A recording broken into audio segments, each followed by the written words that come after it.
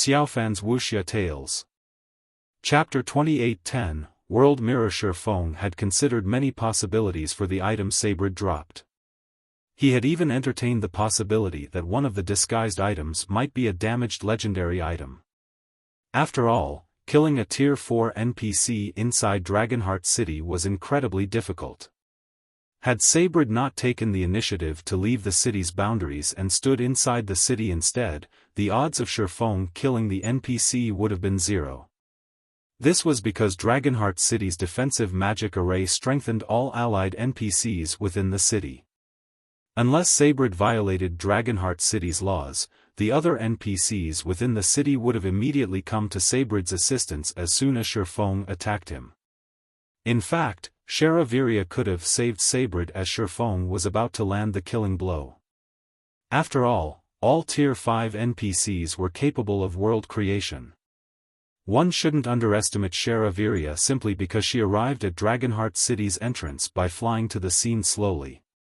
If she wished, she could have moved from the World Tower to the city's entrance in the blink of an eye. Looking at the crystalline mirror in his hand, Xiaofan began speculating about Sabrid's identity. This was because this item didn't belong in the hands of a minor character. Turning to the 3 other crystalline mirrors and the ink-black crystal ball, Xiaofan smiled involuntarily. According to rumors, only those who succeed in conquering an empire can obtain the world mirror. Yet, I actually got it from a Tier 4 NPC. I doubt anybody would believe me if I told them about this. The World Mirror. Also known as the Space Mirror, the World Mirror was a treasure passed down since ancient times. It wasn't something the modern god's domain could produce. This was because the World Mirror originated from ancient gods. Even creating a replica of it was impossible. These items were treated as national heirlooms by the various empires. Without taking control of an empire, players wouldn't be able to obtain a world mirror at all. Of course, the world mirror Xiaofan acquired from Sabrid wasn't complete. The world mirror was a set of 12 mirrors and 1 control core. He would have to gather all 13 components to complete it. A complete world mirror could seal the sky, lock the earth, and move space itself. One shouldn't compare the world mirror to a simple sealing barrier. The world mirror was far more than that. It could not only seal a designated space but even transform the sealed space into a world of its own. Even Tier 5 existences shouldn't think of breaking out of this miniature world. Within the boundaries of this miniature world, a hostile existence's strength would plummet. Tier 5 existences would be fortunate to exhibit 30% of their strength while subject to the world mirror suppression. Existences below Tier 5 would fare even worse. The world mirror possessed an incredible range. Once activated, it would have no problem sealing an area encompassing several large maps. In the past, unless a Tier 6 God-ranked expert took to the field, any player forces that possessed a world mirror had been unstoppable within the territory protected by their world mirror. Even Tier 6 experts had their combat power weakened significantly under the world mirror's influence. This was also why super guilds with several Tier 6 experts had sometimes been helpless against the territories of top-ranking first-rate guilds with only 1 Tier 6 expert defending them. The world mirror Xiaofan possessed was incomplete, so it couldn't create a world of its own. Regardless, this incomplete world mirror would still be considered a priceless treasure by any guild. It was far more valuable than even legendary items. This was because even an incomplete world mirror boasted many incredible effects. One example would be its ability to move a guild city to any desired location.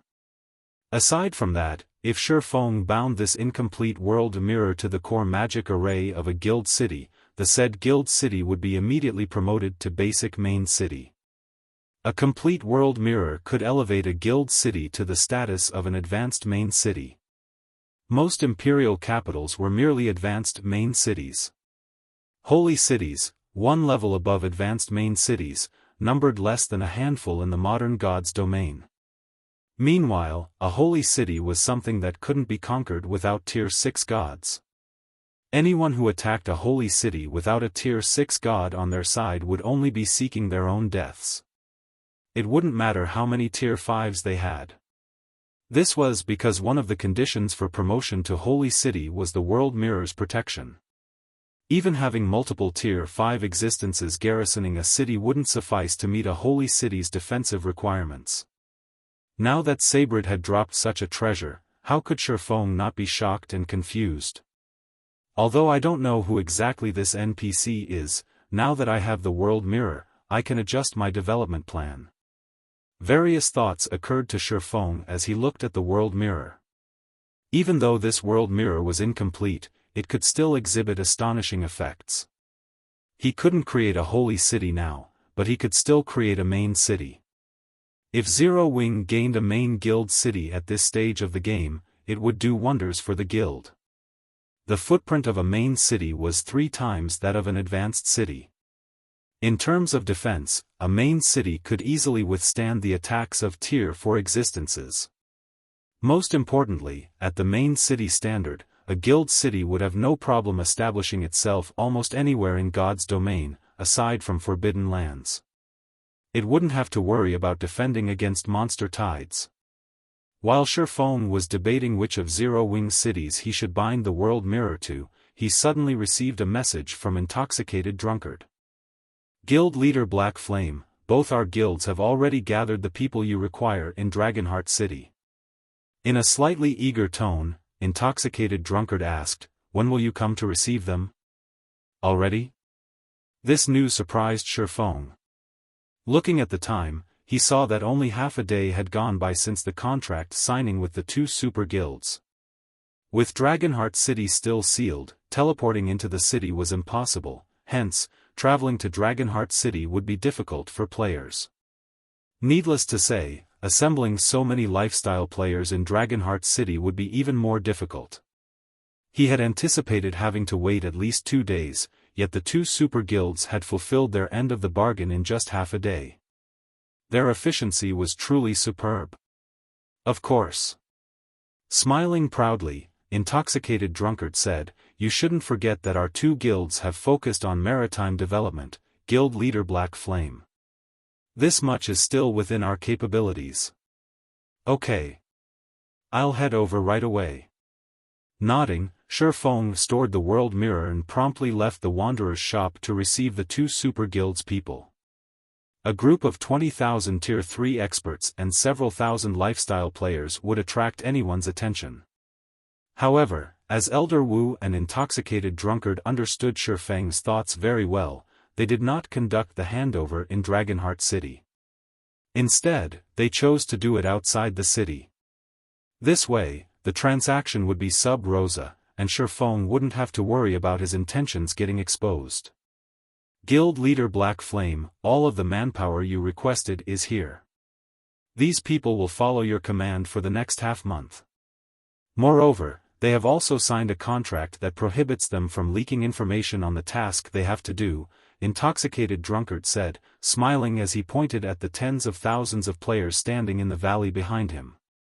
Now that we've fulfilled our end of the contract, may we know when our 2 guilds can head to the World Tower? Their 2 guilds urgently needed the 4th underground floor's small fortresses. After all, the sooner they occupied the fortresses, the sooner they could start searching for tier 4 legacy lands. Otherwise, they wouldn't have expended so much effort to bring all these people to Dragonheart City in such a short time. Looking at the anxious expressions of Intoxicated Drunkard and Thousand Lives, Xiaofan chuckled and said, you can begin capturing the fortresses now. I have already notified Yu Luo about it. She is also an honorary knight, and she will keep an eye out for War Blood and Secret Hand inside the World Tower. If Secret Hand dares to try anything, they won't get away with it. So, you can do as you wish inside the tower. In that case, thank you, Guild Leader Black Flame. Intoxicated Drunkard's eyes glowed brightly when he heard Xiaofang's reply. I still have matters to attend to, so I'll take my leave first. Thousand Lives similarly departed in a hurry after thanking Xiaofan. After the 2 guild executives left, the remaining members of the two super guilds looked at Xiaofan in a daze, wondering what Xiaofan planned on having them do afterward. "Everyone, follow me. I'm afraid you'll be very busy for the upcoming period." After glancing at the tens of thousands of players in the valley, Xiaofan nodded and led them to a nearby island. He then set up a sealing barrier there to prevent anyone on the island from contacting the outside world. This barrier also prevented players from going offline. Anyone who wished to log out of the game would have to leave the barrier first. Read latest chapters at Wuxia World. 3 days later, on a barren island nearby Dragonheart Island. With a face full of excitement, Solitary 9 flew up to Xiaofan, who was drawing a magic array inside a humongous steel fortress.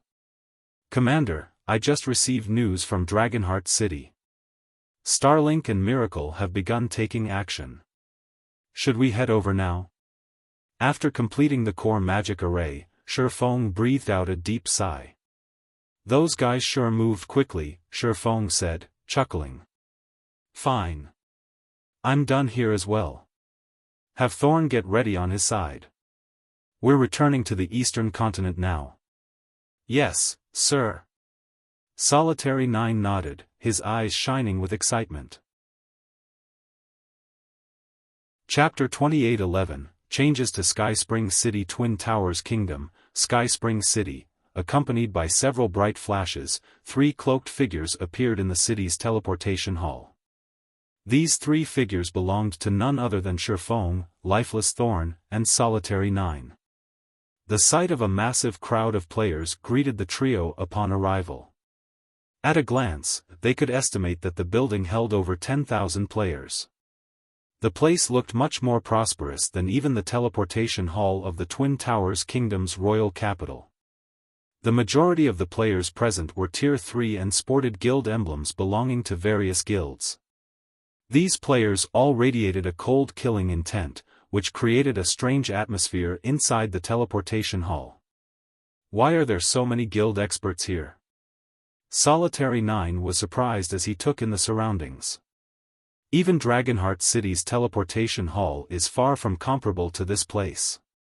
From what Solitary 9 could tell, quite a few of these Tier 3 experts were at the Refinement Realm standard. Even among the superpowers, Refinement Realm experts were treated as core members. However, he counted more than 500 Refinement Realm experts just in the teleportation hall alone, around the number of Refinement Realm experts an average superpower possessed. "Friends, you must have just arrived in the Twin Towers Kingdom, right? I'll have you know that this day might very well go down in the history books of God's domain," a robust, Tier 3 berserker said, smiling as he walked out of the teleportation array.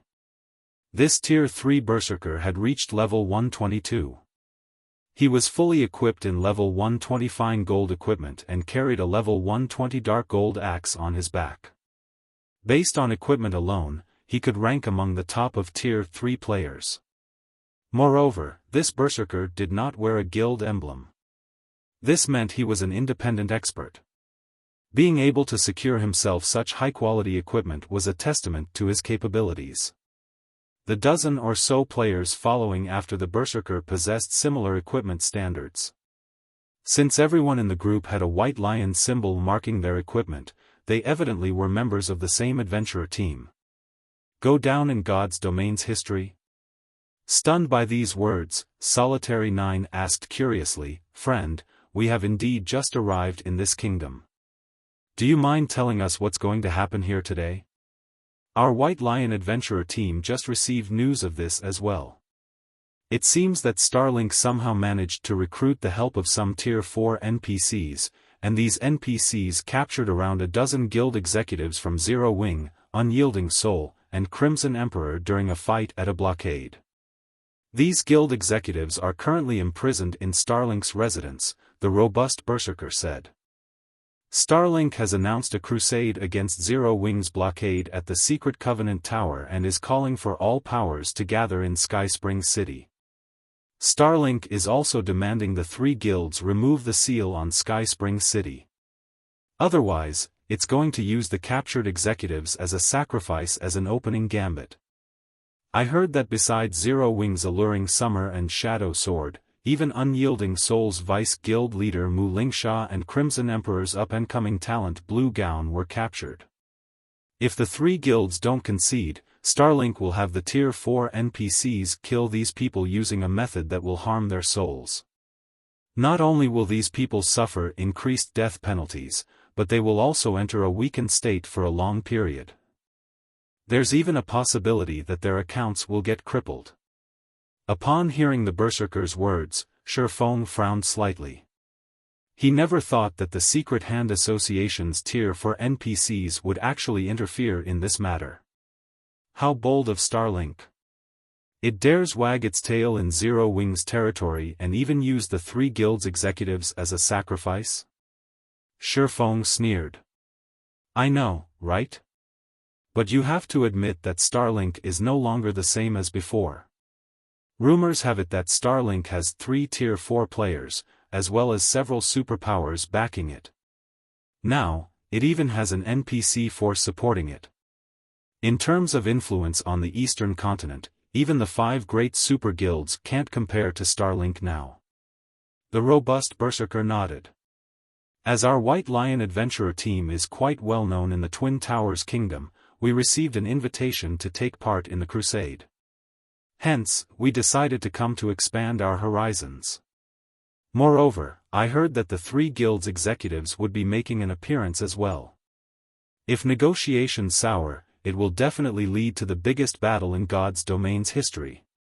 I see. Xiaofan nodded. After listening to the Berserker, Xiaofan roughly understood what Starlink was planning. Simply put, Starlink was trying to show off its strength with this operation.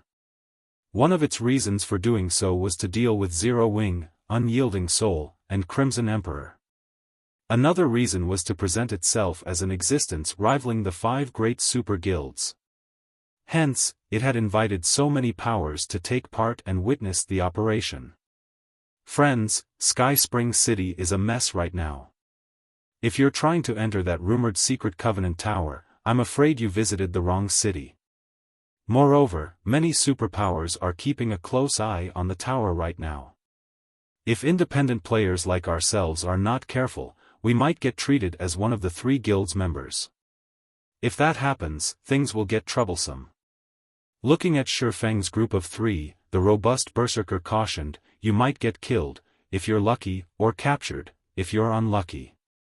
So, it's best to be careful. Thank you for the warning, Xiaofan said. After Xiaofan finished speaking, he left the teleportation hall with Lifeless Thorn and Solitary 9.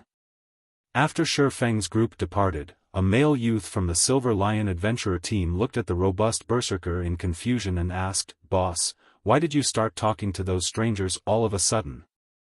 It's nothing. I just thought that those 3 felt extraordinary. The more friends you have, the more options you have in life. It hasn't been easy for our adventurer team to grow to its current state. If we manage to befriend some experts, it will only benefit us, the robust Berserker replied, chuckling as he looked at the departing figures of Xiaofan's group.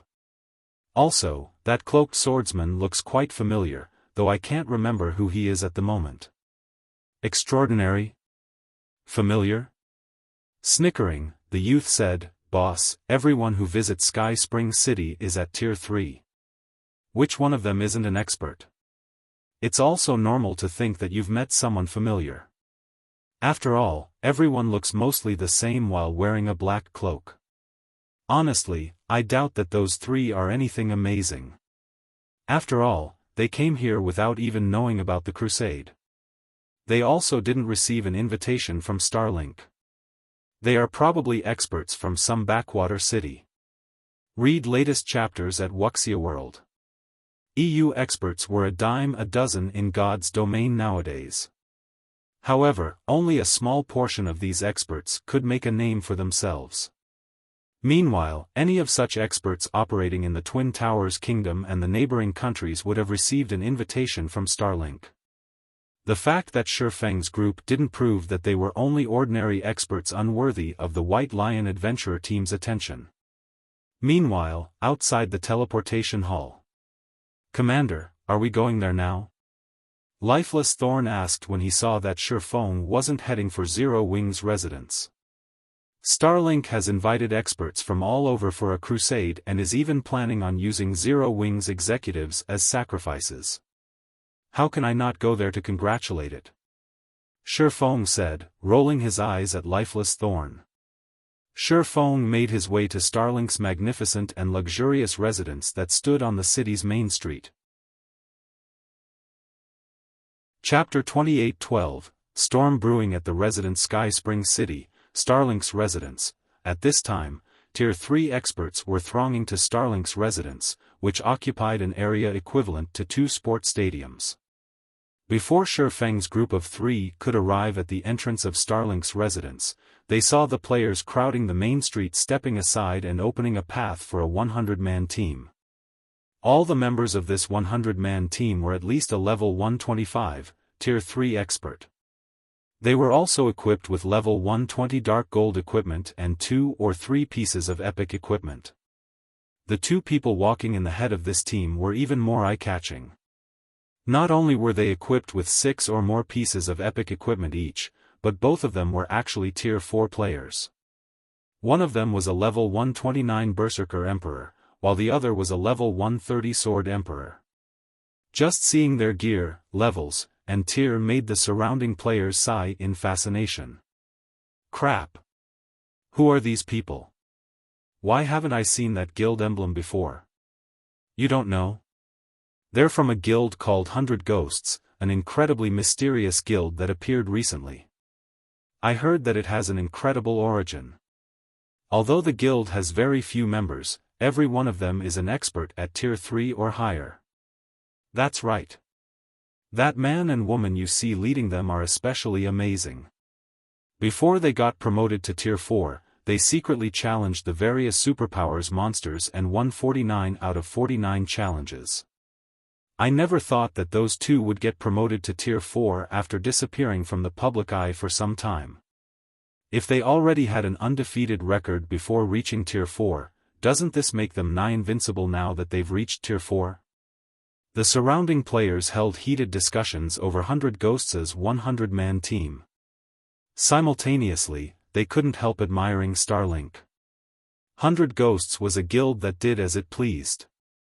It did not show respect to any superpower, yet it had actually accepted the invitation to participate in Starlink's crusade. 100 Ghosts? Xiaofan was slightly surprised when he overheard the surrounding players' conversations. In the past, he had heard a little of the guild known as 100 Ghosts. The guild had been an incredibly mysterious existence even back then. Moreover, it had revealed itself to the public 3 years after the game's launch, shortly after the first major system update. The moment this guild made its existence known to the world, it had shaken the entire God's domain. This was because 100 Ghosts had actually had over 30 Tier 4 experts at the time. Back then, even the superpowers only had around 30 Tier 4 experts, with stronger ones having around 40. In addition, after 100 Ghosts made its public appearance, the guild's Tier 4 experts began frenziedly challenging the various superpowers and took the continent by storm. However, for some reason, after 100 Ghosts had finished challenging the various superpowers and proving its strength, it suddenly went silent. The next time it appeared, the guild already had Tier 5 experts and began challenging the 5 great super guilds. Despite having the ability to challenge the 5 great super guilds, 100 Ghosts did not possess even a single guild residence on the main continent. The guild did not compete for resources, either. The only thing the guild did was do combat. This situation had given the 5 great super guilds headaches back then. After all, the 100 Ghosts Guild was simply too mysterious. It did not have any roots, so it was impossible to target the guild's base of operations. On the other hand, the number of Tier 5 experts the guild had was not the slightest bit inferior to the 5 great super guilds. In this life, God's Domain's first major system update had taken place 2 years ahead of time. And 100 Ghosts had also appeared 2 years ahead of time. This situation put Xiaofan in a reverie. Could they be a guild from an interstellar continent? If it were before he had visited the ancient god's domain, he probably wouldn't have any idea how such a strange guild could appear out of nowhere. However, after visiting the ancient era, he understood that God's domain housed players not just from Earth but from the several interstellar continents as well. Just like the ancient God's domain, 100 Ghosts could be from another version of God's domain, only this version of God's domain overlapped with the modern God's domain much more closely than the ancient God's domain. Hence, 100 Ghosts could bring so many players to the modern God's domain. In fact, Xiaofan even suspected that the mysterious area Lifeless Thorn and the others fell into previously was 100 Ghosts' home world. However, Lifeless Thorn and the others had been repatriated to the modern God's domain before they could learn much about this other version of God's domain. This would also explain why 100 Ghosts' members gave off a similar, but more subdued, sense of abnormality as the ancient God's domain's players. Another thing that surprised Xiaofan was that Starlink had actually managed to connect with 100 Ghosts. This never happened in Xiaofan's previous life. Now that so many powers are gathered, I'm afraid Zero Wing will have it tough later. I know, right?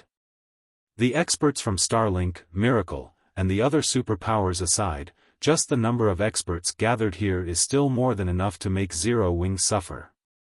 I wonder if Zero Wing even dares come. Starlink has obviously set up a trap. I doubt it will. Since this is Starlink's residence, even if Starlink's experts take action inside, the city's NPC soldiers won't care at all.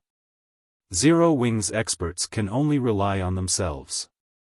The players on the main street couldn't help worrying for Zero Wing, Unyielding Soul, and Crimson Emperor as they watched the various powers experts enter Starlink's residence one after another. Although Zero Wing had the home ground advantage in Sky Spring City, how could the three guilds possibly beat more than 20 superpowers when it came to expert count? Not to mention, a bunch of experts from the various major powers had also come to support Starlink. If it came down to a fight, the three guilds wouldn't stand a chance at all. So long as the three guilds' experts dared show up, only death would await them. Yet, if the three guilds did not show up, their reputation would most likely go down the drain. After all, if news of this matter spread, everyone would definitely think that the three guilds have grown timid. If the three guilds didn't even dare accept a challenge, their aim of becoming titans in God's domain was an utter joke. While the Rubberneckers were conversing among themselves, a team of several dozen players suddenly appeared on one end of the main street, their arrival startling the gathered crowd. This was because these players were members of the three guilds. Leading this team of players were none other than Fire Dance, Unyielding Soul, and Illusory Words. Moreover, aside from these three, there was actually another Tier 4 expert with them. The aura this fourth Tier 4 player released was so terrifying that the gathered crowd gasped reflexively. What? Another person from Zero Wing reached Tier 4? That person should be Violet Cloud, right? The feeling she is giving off is completely different from before. Everyone fell into a daze as they looked at the lithe figure standing at the head of the three guilds team. Violet Cloud wore a mage's robe that resembled the starry night sky, and she had her hair tied into a ponytail with a matching ribbon. She looked nothing like a sacred cleric but more like a wise and pure goddess. Her level had even reached 131, which was higher than any other Tier 4 player they had seen thus far. Shortly afterward, Violet Cloud and the other members of the three guilds arrived at the entrance of Starlink's residence. Read latest chapters at Wuxia World. EU. As if expecting their arrival, Lu Xinglua and his entourage appeared at the entrance at this time. Compared to Zero Wing's group, Lu Xinglua had 5 Tier 4 players on his side, of which 2 were from Miracle. That was one more Tier 4 player than his side had previously. The new addition was Miracle's sword freak, Miracle Dragon. At this time, Miracle Dragon had already reached level 130, and the oppressive aura he exuded was not much inferior to Violet Cloud's. Looking at Lu Xinglua, Illusory Words said coldly. Lu Xinglua, we've come. You can let them go now. Your courage is praiseworthy, Vice Guild Leader Illusory. However, I've changed my mind. Smiling nonchalantly, Lu Xinglua said, we went to great lengths to capture these people. If we just let them go so easily, wouldn't we superpowers suffer a hit to our reputations? How about we have a match in the residence? If you win, you can take them and leave. If you lose, all of you stay here. Do you 3 guilds dare accept this challenge? Chapter 28:13 Powerful Showdown. Lu Xinglua spoke in a low tone, but his words echoed throughout the area. Everyone turned reflexively to look at Fire Dance and the others from the 3 guilds. A match? This is going to be interesting. I wonder if Zero Wing will accept it. If they don't, they'll embarrass themselves in front of the various powers Starlink invited. Although Zero Wing had arrived with great momentum, Starlink's side came prepared as well.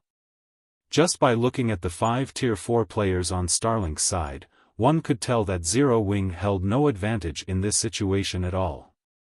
Not to mention, the 2 sides had clashed with each other many times now and suffered severe losses. Zero Wing, Unyielding Soul, and Crimson Emperor had already begun living off their past gains. Their stockpile of weapons and equipment was dwindling, and they were starting to have difficulty compensating their members for their losses. Simply put, only morale was keeping the 3 guilds alive now. However, if the 3 guilds refused or lost in the match, morale in the 3 guilds would plummet. At that time, the performance of the 3 guilds members would definitely be affected greatly. Upon realizing this situation, the spectating crowd was in awe of Lu Xinglua's clever move. Originally, everyone thought Starlink was merely trying to get Zero Wing to remove the seal on Sky Spring City. However, if Starlink got the 3 guilds' top combatants to remain in Starlink by winning a match, Sky Spring City's seal would no longer be a problem.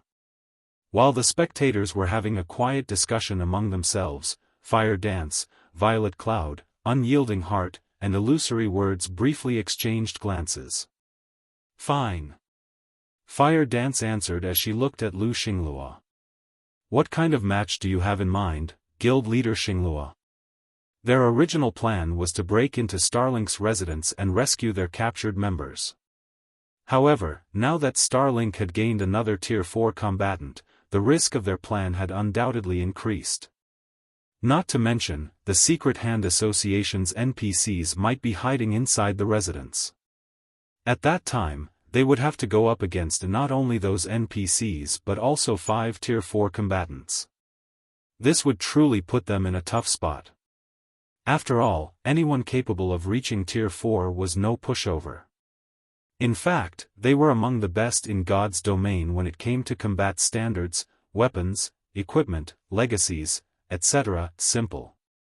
Both sides will each select one person for a duel, and we will decide the winner in one match. Lu Xinglua said, smiling. What do you think of this, Commander Fire Dance? Fine. Fire Dance agreed without hesitation. Good. After hearing Fire Dance's response, Lu Xinglua turned to Miracle Dragon and said, our side will have Miracle Dragon represent us. At Lu Xinglua's words, Miracle Dragon leaped into the air and hovered above Starlink's residence. He then looked down quietly at the Zero Wing contingent, evidently prepared for a fight. Big Sis Fire, let me take him on, Violet Cloud volunteered. I haven't gotten a chance to fight against other Tier 4s ever since I reached Tier 4. I don't want to miss out on this. Fire Dance and the others exchanged looks at Violet Cloud's words, hesitation appearing on their faces. The fact that Lu Xinglua dared let Miracle Dragon represent Starlink's side meant that he was confident of victory. Otherwise, he would have had a veteran Tier 4 player take to the field instead. Of course, Lu Xinglua could have made such a decision because the other Tier 4 players had long since exposed their cards during the past few battles. In contrast, Miracle Dragon had only gotten promoted to Tier 4 recently, so the moves he possessed were still unknown to Zero Wing's side. Alright, but be careful. In the end, Fire Dance still nodded and consented to Violet Cloud's request. Their side couldn't afford to lose this battle. However, Zero Wing's veteran Tier 4s faced a similar problem to Starlink's veteran Tier 4s. On the other hand, Violet Cloud was not the slightest bit inferior to the three of them in combat standards. Now that she had gotten promoted to Tier 4 as well, it went without saying her strength rivaled theirs. Hence, letting Violet Cloud represent Zero Wing's side wasn't exactly a bad decision.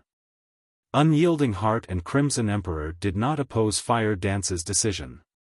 Instead, they warned Violet Cloud to stay out of melee range from Miracle Dragon. Otherwise, Miracle Dragon's lightning-quick attacks would devastate a magical class player like Violet Cloud. Afterward, Violet Cloud similarly leaped into the air and hovered 100 yards away from Miracle Dragon.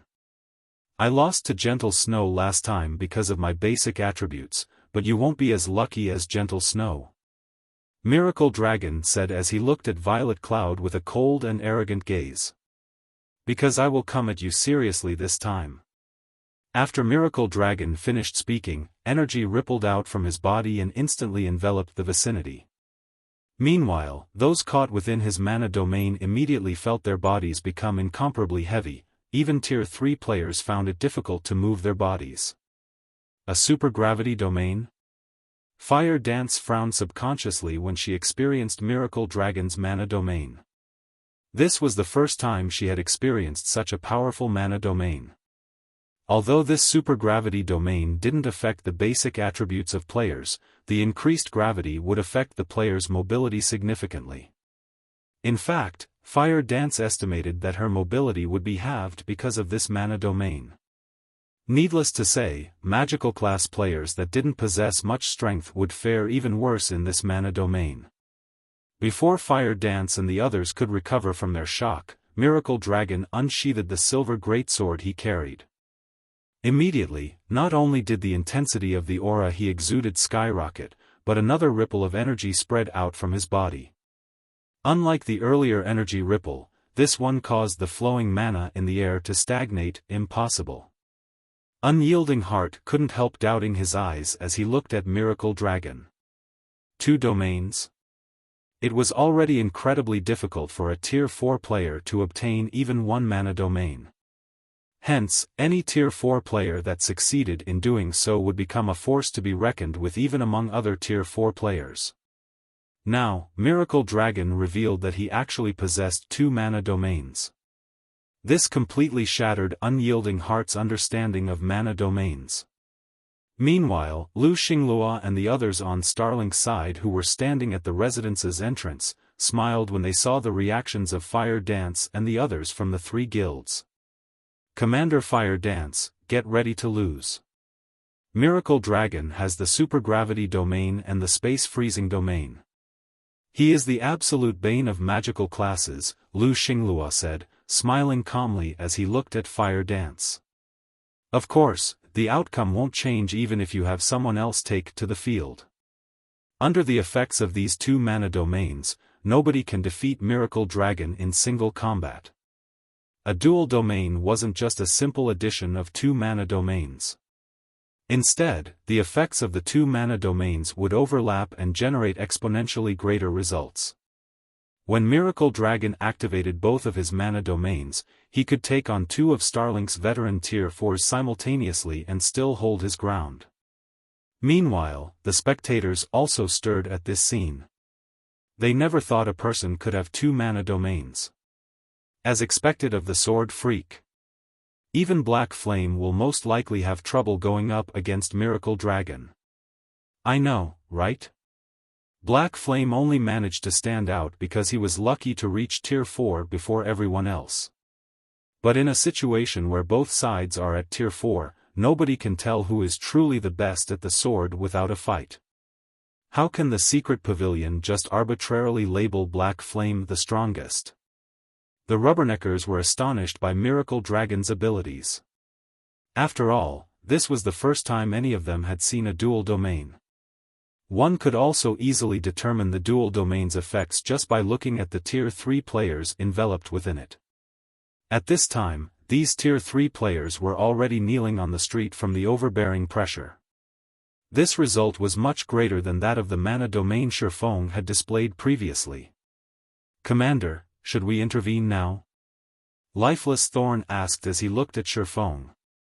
"This dual domain is going to be a tough nut to crack. If it's just Violet alone, I'm afraid, no, we'll continue watching," Xiaofan replied, shaking his head and smiling. "If we take action now, everyone's going to think that Zero Wing has no capable people to rely on. But that space-freezing domain prevents the use of instantaneous movement. Miracle Dragon is also known for his speed and strength. Her chances of victory are really slim," Lifeless Thorn argued. While he understood what Xiaofan was trying to say, Miracle Dragon's dual domain was a perfect counter for magical class players. Read latest chapters at Wuxia World. EU, relax. Chuckling, Xiaofan looked at Violet Cloud and said, "Having more mana domains isn't necessarily an advantage. Moreover, Violet's strength is no longer the same as before." As soon as Xiaofan finished speaking, they saw Violet Cloud take out Death's Sigh. However, compared to before, the current Death's Sigh released a much more terrifying aura. The instant Violet Cloud wielded it, an aura of death instantly spread into the surroundings. A dual domain might be amazing, but a lone mana domain isn't necessarily inferior. After saying so, Violet Cloud operated her mana body at maximum capacity. The next moment, energy rippled out from her body, instantly pushing back Miracle Dragon's dual domain and preventing it from extending more than 30 yards from Miracle Dragon. The difference between the mana domains of both sides was instantly determined. Chapter 28:14, Astromancer's Might, What's Going On? Why did a dual domain lose to a single domain? The various experts looking up at the sky were bewildered when they saw Miracle Dragon's dual domain getting suppressed. They couldn't understand how a single domain could win against a dual domain. After all, the mana and pressure Violet Cloud's mana domain radiated were both weaker than those of Miracle Dragon's dual domain. This is interesting. This little beauty has actually surpassed Miracle Dragon in knowledge and control over mana by a large margin, a handsome youth wearing 100 Ghosts' Guild emblem said, a faint smile appearing on his face as he looked at Violet Cloud. "I never thought there would be such a talent in Zero Wing." "Humph. The people here think that just having high basic attributes is sufficient. They don't know that what's most important for Tier 4 players aren't attributes or combat standards but control and understanding over mana," sneered the beautiful woman with short, blue hair standing beside the handsome youth. A mana domain is the result of making an area's mana into one's own. Miracle Dragon can operate the mana of his two mana domains only at a basic standard. How can he possibly win against someone with better control over mana? Looking at Violet Cloud with fascination, the handsome youth said, "But this little beauty is quite the genius. We can have her join us and become one of our outer supporting members." Abyss. Don't go acting on your old habits again. Don't forget why we came to this continent, the short-haired woman warned. Relax. I know what I'm doing. Nobody on this continent is a match for me. Zero Wing's alliance will crumble for certain this time. Nothing will change even if that black flame shows up.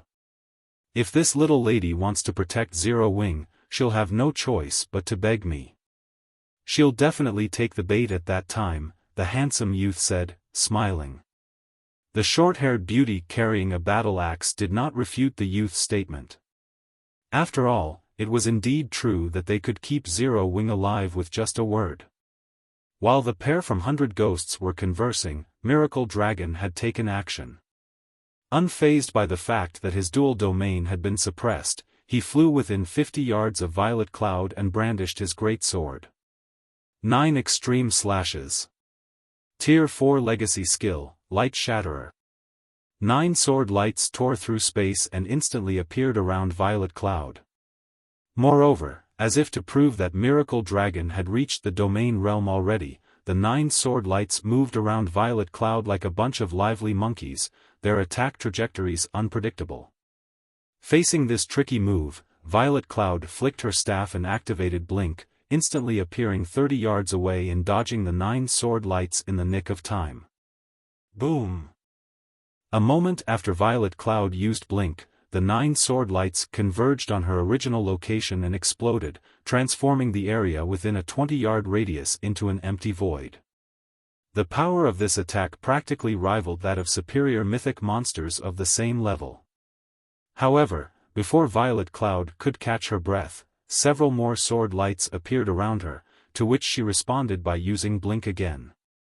This process repeated itself over and over, the sword lights hounding Violet Cloud like her shadow. This scene dumbfounded the spectating crowd. After all, at this time, Miracle Dragon looked more like a ranged player than a melee player. Every time he brandished his greatsword, several sword lights would appear around Violet Cloud.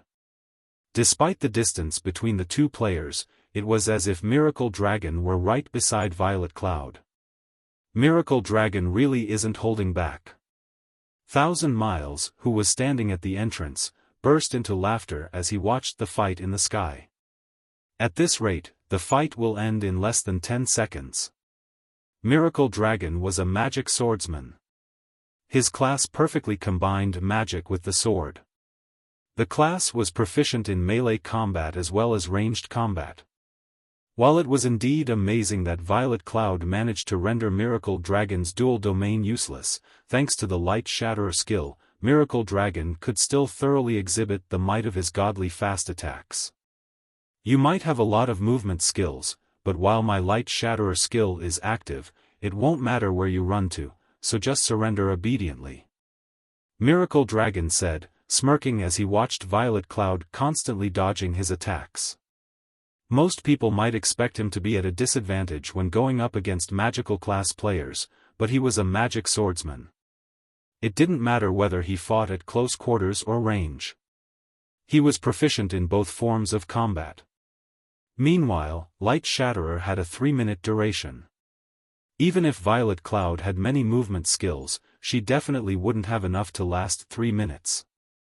And once she ran out of movement skills, all she could do was wait for death. Thank you for your warning. Looking at the arrogant magic swordsman, Violet Cloud smiled faintly and said, I might not be able to dodge them if I'm alone, but what if there are multiple copies of myself?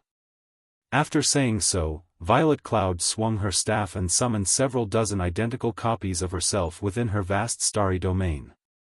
Then, the figures of Violet Cloud and her copies turned blurry, becoming indistinguishable from one another. Doppelgangers? Miracle Dragon was momentarily startled. No, their auras are too weak to be doppelgangers. They should only be illusions, and there should only be one physical body. Watch me break this move of yours. Miracle Dragon began brandishing his greatsword wildly. Unlike before, his sword lights no longer converged on a single point. Instead, they scattered all around Violet Cloud's starry domain, leaving empty voids wherever they passed and turning the starry domain into a place of death. After the series of rampant attacks, black voids filled the starry domain, which covered a 300-yard radius, this outcome thoroughly demonstrating the power of a Tier 4 magic swordsman. You refuse to come out even in death? Miracle Dragon was puzzled as he looked at the dark void before him. His attacks had left no corner untouched. While Tier 4 players could indeed survive inside the empty void, they could do so only for a short period. They would still die if they lingered. As soon as Miracle Dragon finished speaking, however, Violet Cloud came strolling out of the black void entirely unscathed. It was evident that Miracle Dragon's rampant assault just now did not affect her. She avoided everything? Miracle Dragon was surprised by this scene. He knew the speed of his attacks very well.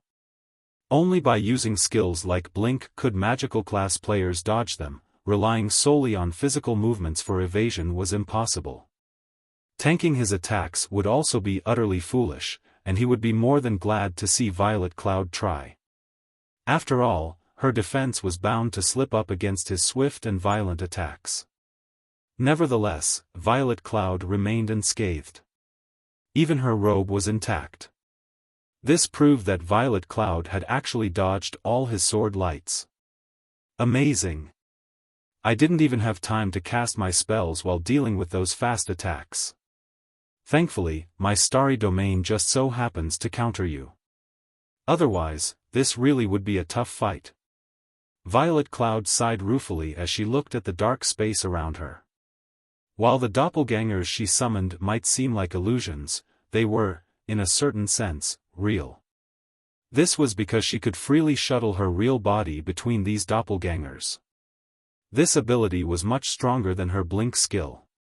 Moreover, while this ability cost concentration and mana to use, it didn't have a cooldown. And once her control over this ability improved, she could potentially summon thousands of copies of herself within her starry domain. Little girl, you're as arrogant as your guild leader. I refuse to believe you can dodge my attacks forever. Miracle Dragon said. He then held up his great sword in preparation for another round of attacks. However, before Miracle Dragon could brandish his weapon, shadow blades emerged from the dark void behind Violet Cloud, numbering 600. Miracle Dragon, did you think I was hiding in the void just to dodge your attacks? Chuckling softly, Violet Cloud said, I spent a long time preparing to deal with you. Now, let me see how you block these 600 shadow blades. As soon as Violet Cloud finished speaking, the 600 shadow blades carrying devastating power began raining down on Miracle Dragon like a hail of bullets. Miracle Dragon knew that there was no way he could dodge them all. Immediately, he activated his Berserk skill, drastically increasing his basic attributes and doubling his attack speed. The next moment, he brandished his great sword, blocking the shadow blades one after another in rapid succession. Boom! Boom! Boom! A shadow blade would get sent flying away every time Miracle Dragon swung his great sword. However, under Violet Cloud's control, these shadow blades would quickly correct their trajectories and attack him once more. The space above Starlink's residence transformed into a dark void, the shockwaves of the battle spreading throughout Sky Spring City. Rather than a clash between players, the duel between Violet Cloud and Miracle Dragon looked more like a clash between monsters. From watching this battle, the Tier 3 players present thoroughly understood how insignificant they were in front of Tier 4 players. Read latest chapters at Wuxia World. Despite Miracle Dragon's best efforts, there were just too many shadow blades. Moreover, Violet Cloud was also constantly making subtle adjustments to her attack patterns. As a result, roughly 20 seconds later, Miracle Dragon finally slipped up, and one shadow blade penetrated his defense. Just one hit took away 1/4 of Miracle Dragon's HP. Moreover, within a few more seconds, he slipped up 3 more times. The next moment, the clash in midair came to an abrupt halt, and Miracle Dragon's eyes closed reluctantly as his body fell into the compound of Starlink's residence. Only Violet Cloud and her 600 shadow blades remained hovering in the air, the frightening aura they released instilling fear into everyone. Guild leader Lu Xinglua, you can release our people now. Chapter 28:15, How bold of you. At Violet Cloud's words, Lu Xinglua's complexion turned ashen. Never did Lu Xinglua think that Miracle Dragon would lose. Moreover, the man had lost so miserably. Now, not only did Lu Xinglua fail to humiliate Zero Wing, but the morale on his side had even suffered a hit. This situation put him at a loss as to how to respond to Violet Cloud. Lu Xinglua wasn't the only one taken aback by this outcome. The various major powers were similarly stunned beyond belief. Everyone present could clearly tell that Miracle Dragon was monstrously powerful, yet Violet Cloud had actually displayed even greater strength. At this time, they even started to think that Violet Cloud could take on 2 or 3 Tier 4 experts simultaneously and still hold the upper hand. So, this is Zero Wing's strength? Amazing! With this, Starlink and the various superpowers will have to act more humbly. From how leisurely Violet Cloud had defeated Miracle Dragon, it was evident she still had strength to spare. This meant that even though Zero Wing's side had one tier for expert less than Starlink's side, the latter still wouldn't hold any advantages. Beautifully done. Unyielding Heart praised as he looked up at Violet Cloud. Now that Starlink's side has one less tier 4, even if Lu Xinglua goes back on his word, we still have a much greater chance of rescuing our people. Illusory Words nodded in agreement with Unyielding Heart. This duel held great importance for both sides. If Lu Xinglua handled this matter poorly, he would become the laughingstock of God's domain. After all, Lu Xinglua had overreached himself. He had actually planned to rely on this opportunity to elevate Starlink into an existence on par with the 5 great super guilds. Only, his grand plan had already been foiled right at the very first step. If he weren't standing in public right now, Lu Xinglua would have most likely spat out blood already. When everyone thought Lu Xinglua was going to lose his mind, the man actually smiled. Good. Very good. As expected of one of Zero Wing's peak experts. Your strength is truly astonishing, Lu Xinglua said, chuckling as he looked up at Violet Cloud. Fine. We'll let your people go. Guild leader? Sword Demon, who had also reached tier 4, was stunned by Lu Xinglua's words. He never thought that Lu Xinglua would release Zero Wing's people so decisively. They'll grow even more fearless if we let their people go. It doesn't matter, Lu Xinglua said as he glanced at Sword Demon nonchalantly. Release them. Sword Demon had no choice but to release the 3 guilds' captured members. The next moment, Alluring Summer, Shadow Sword, Mu Lingsha, Blue Gown, and several other players were released from Starlink's guild hall. From the time they emerged from the building until they walked out of the residence's entrance, none of Starlink's or the various superpowers members stopped them. He's releasing them without a fight? Unyielding Heart was stunned when he saw Mu Lingsha and the others free. Honestly, Unyielding Heart didn't believe any of the words Lu Xinglua said before. To his disbelief, Lu Xinglua had actually gone through with his promise and released the captured players without a fight. However, as soon as the bindings on Alluring Summer and the others were removed, Alluring Summer shouted, "Run! Commander, you guys need to get away fast. It's a trap." Unfortunately, as soon as Alluring Summer finished speaking, a 3-fold magic array suddenly appeared in the sky above Starlink's residence. The magic array instantly expanded and covered a 1,000-yard radius. Apart from Starlink's and the various superpowers members, everyone caught within the barrier felt their bodies growing heavier. Even tier 4 players like Unyielding Heart found their basic attributes falling by 30%. Run? You think you can run away today? Lu Xinglua sneered as he looked at the members of Zero Wing, Unyielding Soul, and Crimson Emperor.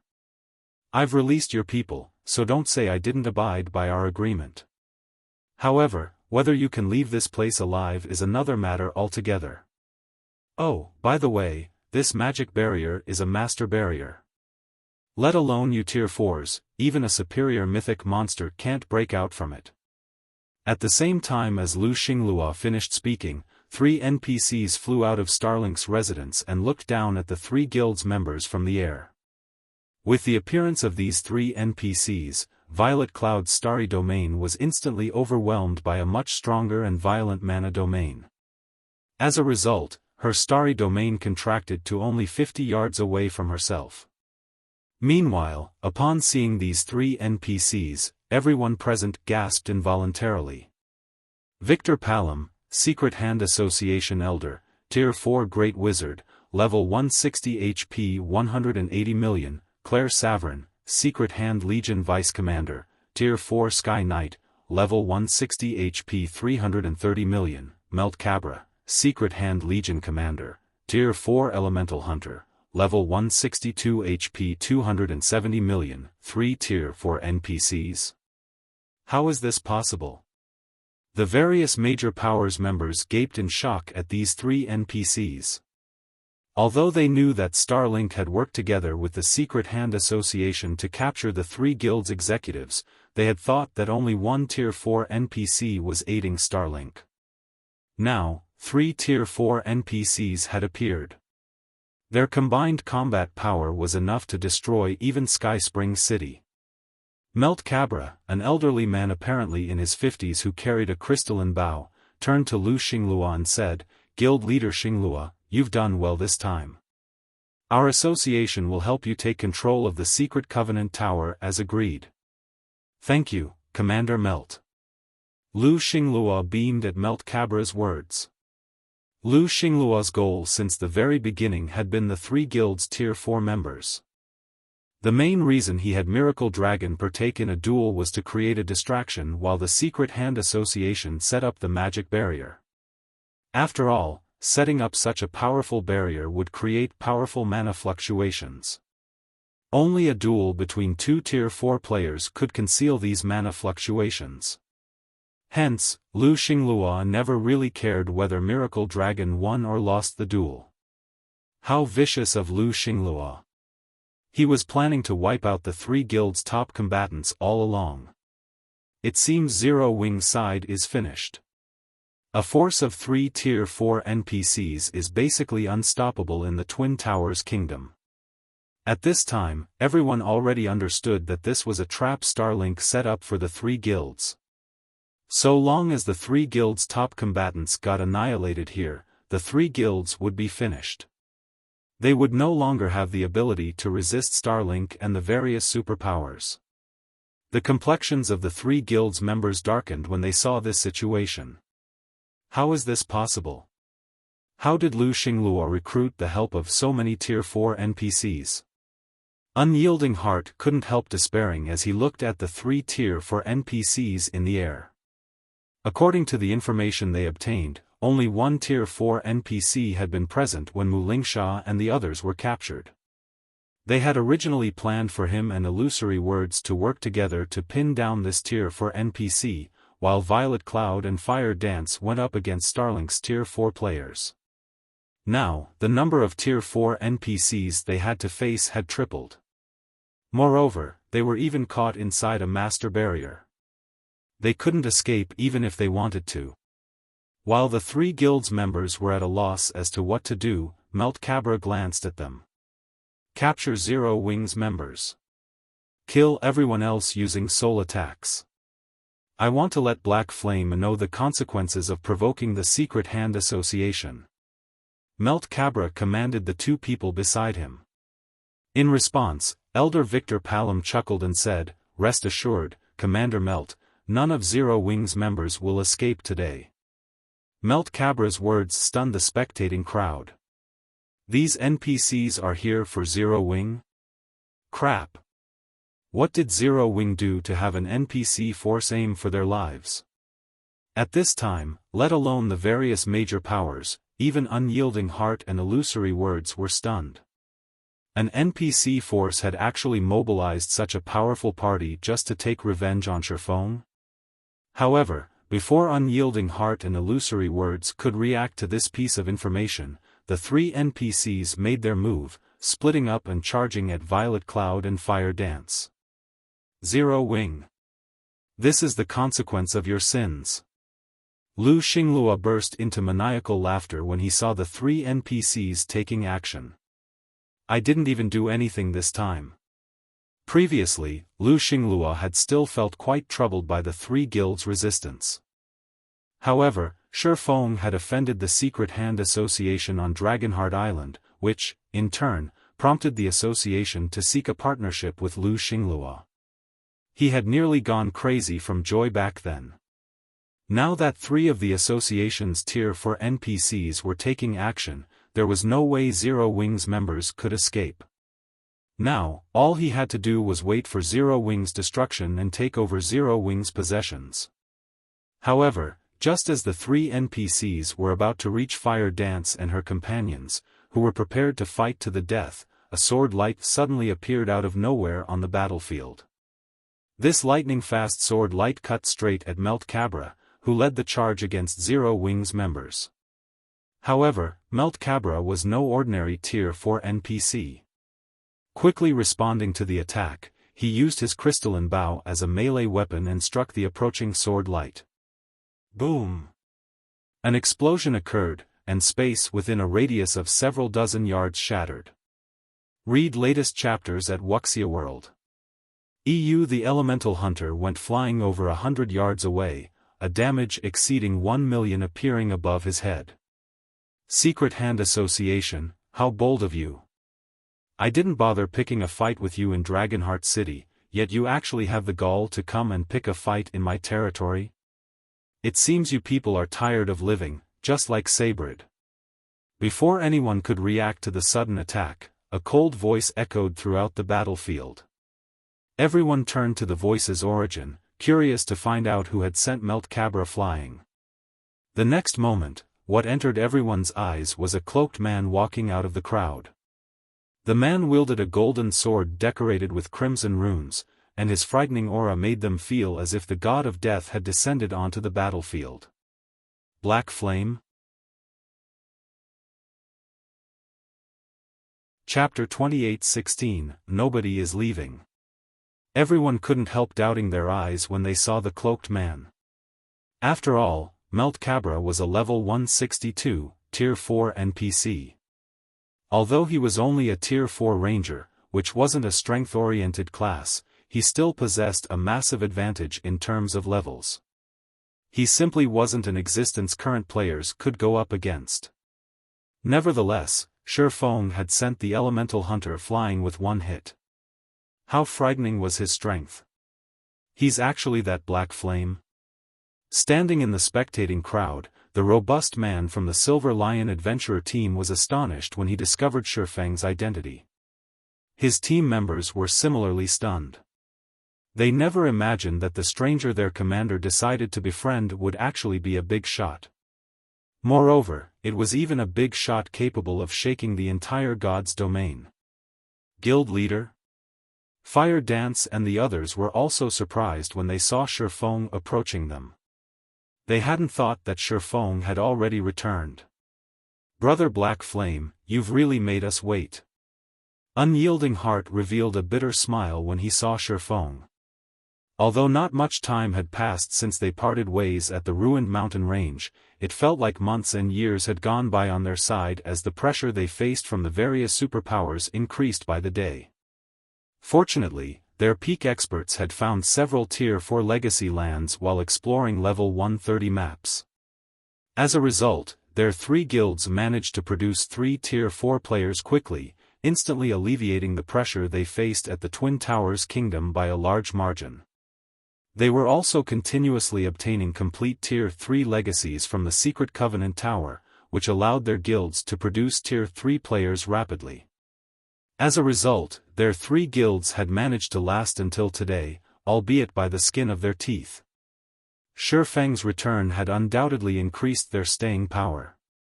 When Illusory Words saw Xiaofan, she, too, heaved a deep sigh of relief. They had been fighting long and hard just to endure until this moment. Meanwhile, Xiaofang's appearance also caused a stir among the members of Starlink's faction. None of them had expected Xiaofan to reappear in such a sudden and powerful manner. Black Flame, you're finally willing to show yourself. Lu Xinglua laughed as he looked at Xiaofan.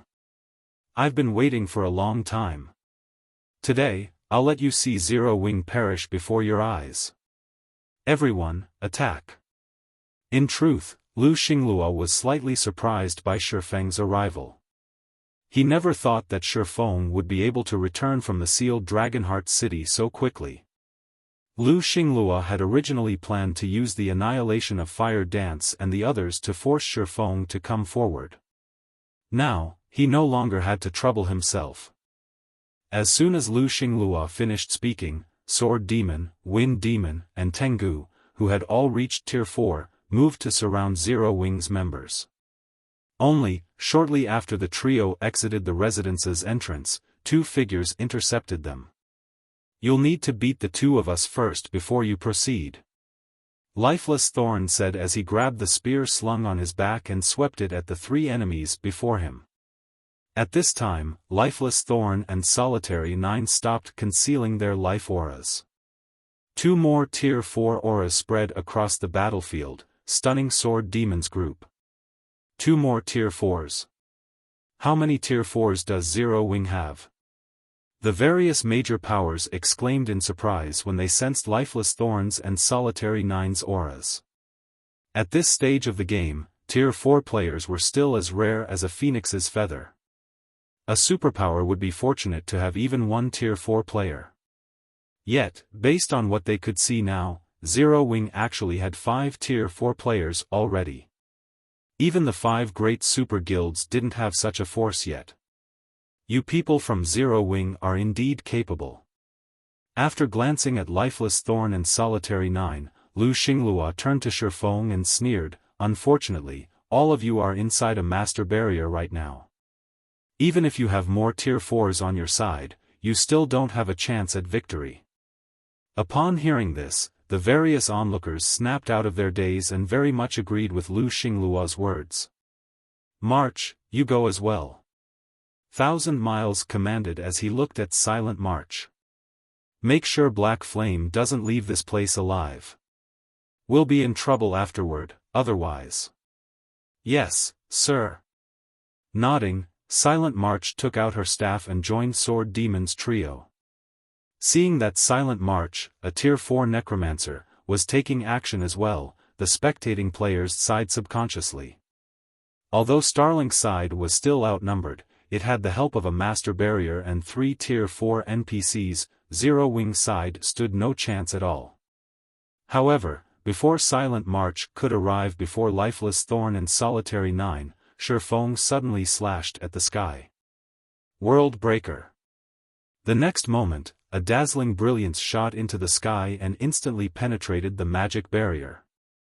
Subsequently, the barrier shattered, and the overwhelming pressure Zero Wing's members felt disappeared. What master barrier? Looking at Lu Xinglua, Shifeng asked calmly, "Do you mean this broken thing?" At Shifeng's words, silence enveloped the entire battlefield. Lu Xinglua, in particular, was utterly thunderstruck as he looked at the dissipating barrier. Impossible. Even a superior mythic monster would have a difficult time breaking this barrier. How could he just, at this time, Lu Xinglua felt as if he was having a nightmare. Either that or the heavens were playing a trick on him. "Guild leader, are you still just a Tier 4 player?" At this time, let alone Lu Xinglua and the various superpowers members, even Fire Dance and the others gaped in shock at this scene. This was a barrier capable of trapping superior mythic monsters. Yet, Shifeng had destroyed it with one slash. Not good. They can run away now that the barrier is broken. Reacting to the situation quickly, 1,000 Miles looked at Lu Xinglua and urged, "Guild leader Xinglua, we need to figure out a plan fast." If a Tier 4 player wanted to escape, even Tier 4 NPCs would have trouble stopping them. Meanwhile, if their faction failed to capture Zero Wing's members alive, they would have a much harder time dealing with the 3 guilds afterward. On the other hand, Unyielding Heart and Illusory Words breathed out a sigh of relief at this situation. Read latest chapters at Wuxia World. EU. With the magic barrier gone, so long as they scattered and fled, the 3 Tier 4 NPCs wouldn't be able to capture them. Moreover, they were still inside Sky Spring City. If the 3 Tier 4 NPCs caused a commotion, Sky Spring City's Tier 4 magistrate would definitely intervene. At that time, the magistrate would be able to pin down at least one of Secret Hand's NPCs. However, before Lu Xinglua and 1,000 Miles could issue commands, Shifeng jumped into the air above Starlink's residence and scanned the crowd beneath him. This situation confused the various spectating players. They couldn't understand why Shifeng had approached Starlink's residence instead of running away. Run away? Looking at 1,000 Miles, Shifeng laughed and said, "Do you think you're the only ones capable of summoning Tier 4 NPCs? Nobody is leaving today. All of you will stay here." After saying so, Shifeng took out 2 summon guard scrolls from his bag and activated them. Chapter 28:17, Reversal. As Shifeng chanted the incantation to activate the summon guard scrolls, 2 magic arrays appeared before him. 1 second later, 2 figures emerged from these magic arrays. Along with the appearance of these 2 figures, everyone present felt an unprecedented pressure weighing down their body. Tier 4 personal guards? How did he do it? The various major powers members gasped and they saw the 2 new figures in the air. Many players owned personal guards in God's domain, but those capable of owning Tier 4 personal guards at this stage of the game could be counted on one's fingers. This was because NPCs had much more difficulty getting promoted to Tier 4 than players. Even fine gold guards had no more than a 25% chance of success. And in the event of failure, these personal guards would have to wait 1 whole month before they could challenge their promotion quest again. Moreover, the success rate wouldn't change in the slightest. Yet, now, Shifeng had actually summoned 2 Tier 4 personal guards. Meanwhile, these 2 personal guards were none other than Kite and Anna. As the 2 NPCs had been busy challenging their Tier 4 promotion quests previously, Shifeng had not summoned them for quite some time now. Fortunately, Kite and Anna possessed incredibly high growth potentials. Both of them had successfully gotten promoted to Tier 4, and their current levels even surpassed Shifeng's by a large margin. At this time, Kite had already reached level 146, whereas Anna was at level 149. While their levels were still lower than the Secret Hand Association's 3 NPCs, the difference was negligible. After reaching Tier 4, the main factors that allowed Tier 4 NPCs to undergo qualitative improvements were fragmented legendary weapons and equipment, control over mana, and the number of Tier 4 skills and spells learned. With Kite and Anna's arrival, even a fool could tell that the tables had turned. Previously, after Starlink and the various superpowers lost the support of their master barrier, their disadvantage in numbers meant they could only rely on the Secret Hand Association's NPCs to overwhelm Zero Wing's side. However, Kite and Anna could fend off at least 2 of the association's Tier 4 NPCs. And with the growing commotion, Sky Spring City's Tier 4 magistrate would most likely come to help soon. Hence, Starlink and the various superpowers no longer had any advantages at this time. In fact, they were even at a disadvantage since Zero Wing's side had 3 more Tier 4 players than they did. A difference of 3 Tier 4 players might not seem like much, but it was already more than enough to elicit despair in Starlink and the various superpowers. This was because even 10,000 Tier 3 players wouldn't be enough to go against 3 Tier 4 players. That would only result in a one-sided massacre. Moreover, with the seal over Sky Spring City still in effect, the only way players could teleport out of the city was through the teleportation hall. This situation was considerably disadvantageous for Starlink's side. When Lu Xinglua recognized the situation, his complexion turned indescribably ugly. He had never dreamed that Shifeng would be able to reverse the situation and even put him in dire straits. Guild leader Xinglua, what should we do now? If it comes down to a fight, I'm afraid our side, 1,000 Miles asked anxiously as he looked at Lu Xinglua. Lu Xinglua had full responsibility for this operation. Miracle and the various superpowers were simply here to show support. After all, Lu Xinglua had repeatedly guaranteed that he would take down Zero Wing this time. Then, the various superpowers would divide the Secret Covenant Tower and the 3 guilds' territories among themselves. Now, before Miracle even took a cut out of Zero Wing, it had already lost Miracle Dragon. Moreover, at this rate, even Silent March and 1,000 Miles himself would most likely perish. I understand. Sighing helplessly, Lu Xinglua said, I originally thought that these means would already be enough to take down Zero Wing. It seems I still have to request their help in the end. Request their help? At Lu Xinglua's words, realization dawned upon 1,000 Miles. He then looked at a nearby team of several dozen players and muttered, could it be, 1,000 Miles had heard of the mysterious guild known as 100 Ghosts. This was a guild that showed no respect or fear for even the 5 great super guilds. He never thought that Lu Xinglua would actually have such a deep connection with 100 Ghosts. That's right. It's them. Lu Xinglua nodded. He then looked at the handsome youth leading 100 Ghosts' team and called out, Brother Abyss, I'm afraid I'll have to bother you for help. Once we get out of this predicament, Starlink will agree to all your conditions. Good. I've been waiting a long time for these words, Guild Leader Xinglua. Awakened Abyss smiled when he heard Lu Xinglua's promise. Since you've thought it through already, 100 Ghosts naturally won't sit back and do nothing. Thank you, Brother Abyss. Lu Xinglua breathed out a sigh of relief. Shifeng had really boxed Lu Xinglua into a corner this time. Since they were inside Sky Spring City, which also happened to be Zero Wing's territory, Starlink's members would all end up jailed if they died or got captured inside the city. Meanwhile, the prison sentence could last anywhere from a few days to over a dozen days.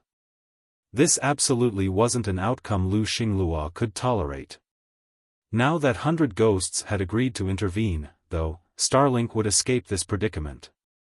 Lu Xinglua knew very clearly what kind of power was backing 100 Ghosts. It simply wasn't something the main continent superpowers could go up against. The various major powers present overheard the conversation between Lu Xinglua and Awakened Abyss. However, they couldn't understand why Lu Xinglua, Starlink's guild leader, would ask Awakened Abyss for help. Moreover, Lu Xinglua relaxed visibly when he heard the handsome youth's positive response. Who are those people? Lu Xinglua is actually begging them for help? How ignorant are you guys? That's 100 Ghosts. I never imagined that Starlink would manage to partner up with 100 Ghosts. Starlink really hit the jackpot this time. I heard that even the 5 great super guilds have to show respect to 100 Ghosts. Although the 5 great super guilds initially sent a lot of famous experts to pick a fight with 100 Ghosts, none of those experts returned alive. Many of the major powers present were ignorant of 100 Ghosts' existence. After hearing the explanation of some well-informed people, they quickly understood how extraordinary an existence 100 Ghosts was. On the other hand, unyielding heart and illusory words couldn't help making ugly expressions. Damn it! Why would 100 Ghosts partner with Starlink? Frustration filled Unyielding Heart's eyes when he heard Awakened Abyss agreeing to Lu Xinglua's request. After 100 Ghosts made its debut on the main continent, his guild leader had received an astonishing secret message. Afterward, his guild leader warned everyone in the guild not to provoke 100 Ghosts as members. Otherwise, there would be unimaginable consequences.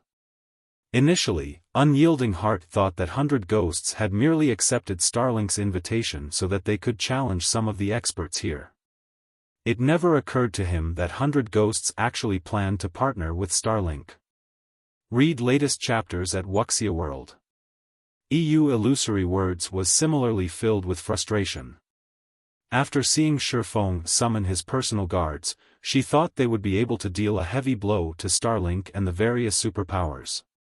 However, now that 100 Ghosts, an existence that even the 5 great super guilds feared, had agreed to step in for Starlink, if their 3 guilds insisted on taking action against Starlink, they would make an enemy of 100 Ghosts. The next moment, after Awakened Abyss agreed to Lu Xinglua's request, he looked up at Shifeng and said, Guild Leader Black Flame, 100 Ghosts has some dealings with Starlink. Can you spare Starlink out of respect for 100 Ghosts? If Zero Wing needs help in the future, I, Awakened Abyss, will definitely lend a helping hand. As soon as Awakened Abyss finished speaking, everyone present turned to Shifeng, who was still hovering in midair. They all wondered how he would answer. Although sparing Starlink here would mean losing an opportunity to deal a heavy blow to Starlink, Zero Wing would gain 100 Ghosts' favor. This wouldn't necessarily be a losing transaction. After all, 100 Ghosts was a mysterious guild that even the 5 great super guilds had to show respect to. Gaining the favor of such an existence could bring many benefits. Respect? Favor? Xiaofan laughed as he looked at Awakened Abyss. When Starlink was pushing our 3 guilds into a dead end earlier, why didn't I see you standing up for us at that time? Yet, now that Starlink is in a desperate situation, you're telling us to let them go? Do you think my respect is so cheap? What will you do if I don't give it to you? Chapter 28:18. You think too highly of yourself. When Xiaofan finished speaking, silence enveloped the entire battlefield. Nobody had expected that Xiaofan would show no regard at all for 100 Ghosts. A cold glint flashed in Awakened Abyss's eyes at Xiaofang's response. Guild leader Black Flame, my suggestion is beneficial for both our sides. If 100 Ghosts interferes, setting all else aside, just in terms of number of tier 45, Zero Wing won't have much of an advantage, Awakened Abyss said coldly. If you insist on remaining obstinate, I'll have to take it as Zero Wing having hostile intentions toward 100 Ghosts. After saying so, Awakened Abyss stopped concealing his life aura. Immediately, a life aura rivaling that of the Secret Hand Association's tier 4 NPCs spread across the battlefield. Simultaneously, Awakened Abyss revealed the glow effect of his equipment, the result making the surrounding spectators gasp. This was because Awakened Abyss was actually fully geared in epic equipment. Moreover, apart from a full set of epic equipment, Awakened Abyss's longsword was also extraordinary, sporting 6 gleaming gemstones inlaid into it. And although the longsword looked old-fashioned, the aura it exuded was much stronger than that of the epic equipment he wore by a large margin. Meanwhile, the short-haired woman standing beside Awakened Abyss also stopped concealing her life aura and equipment.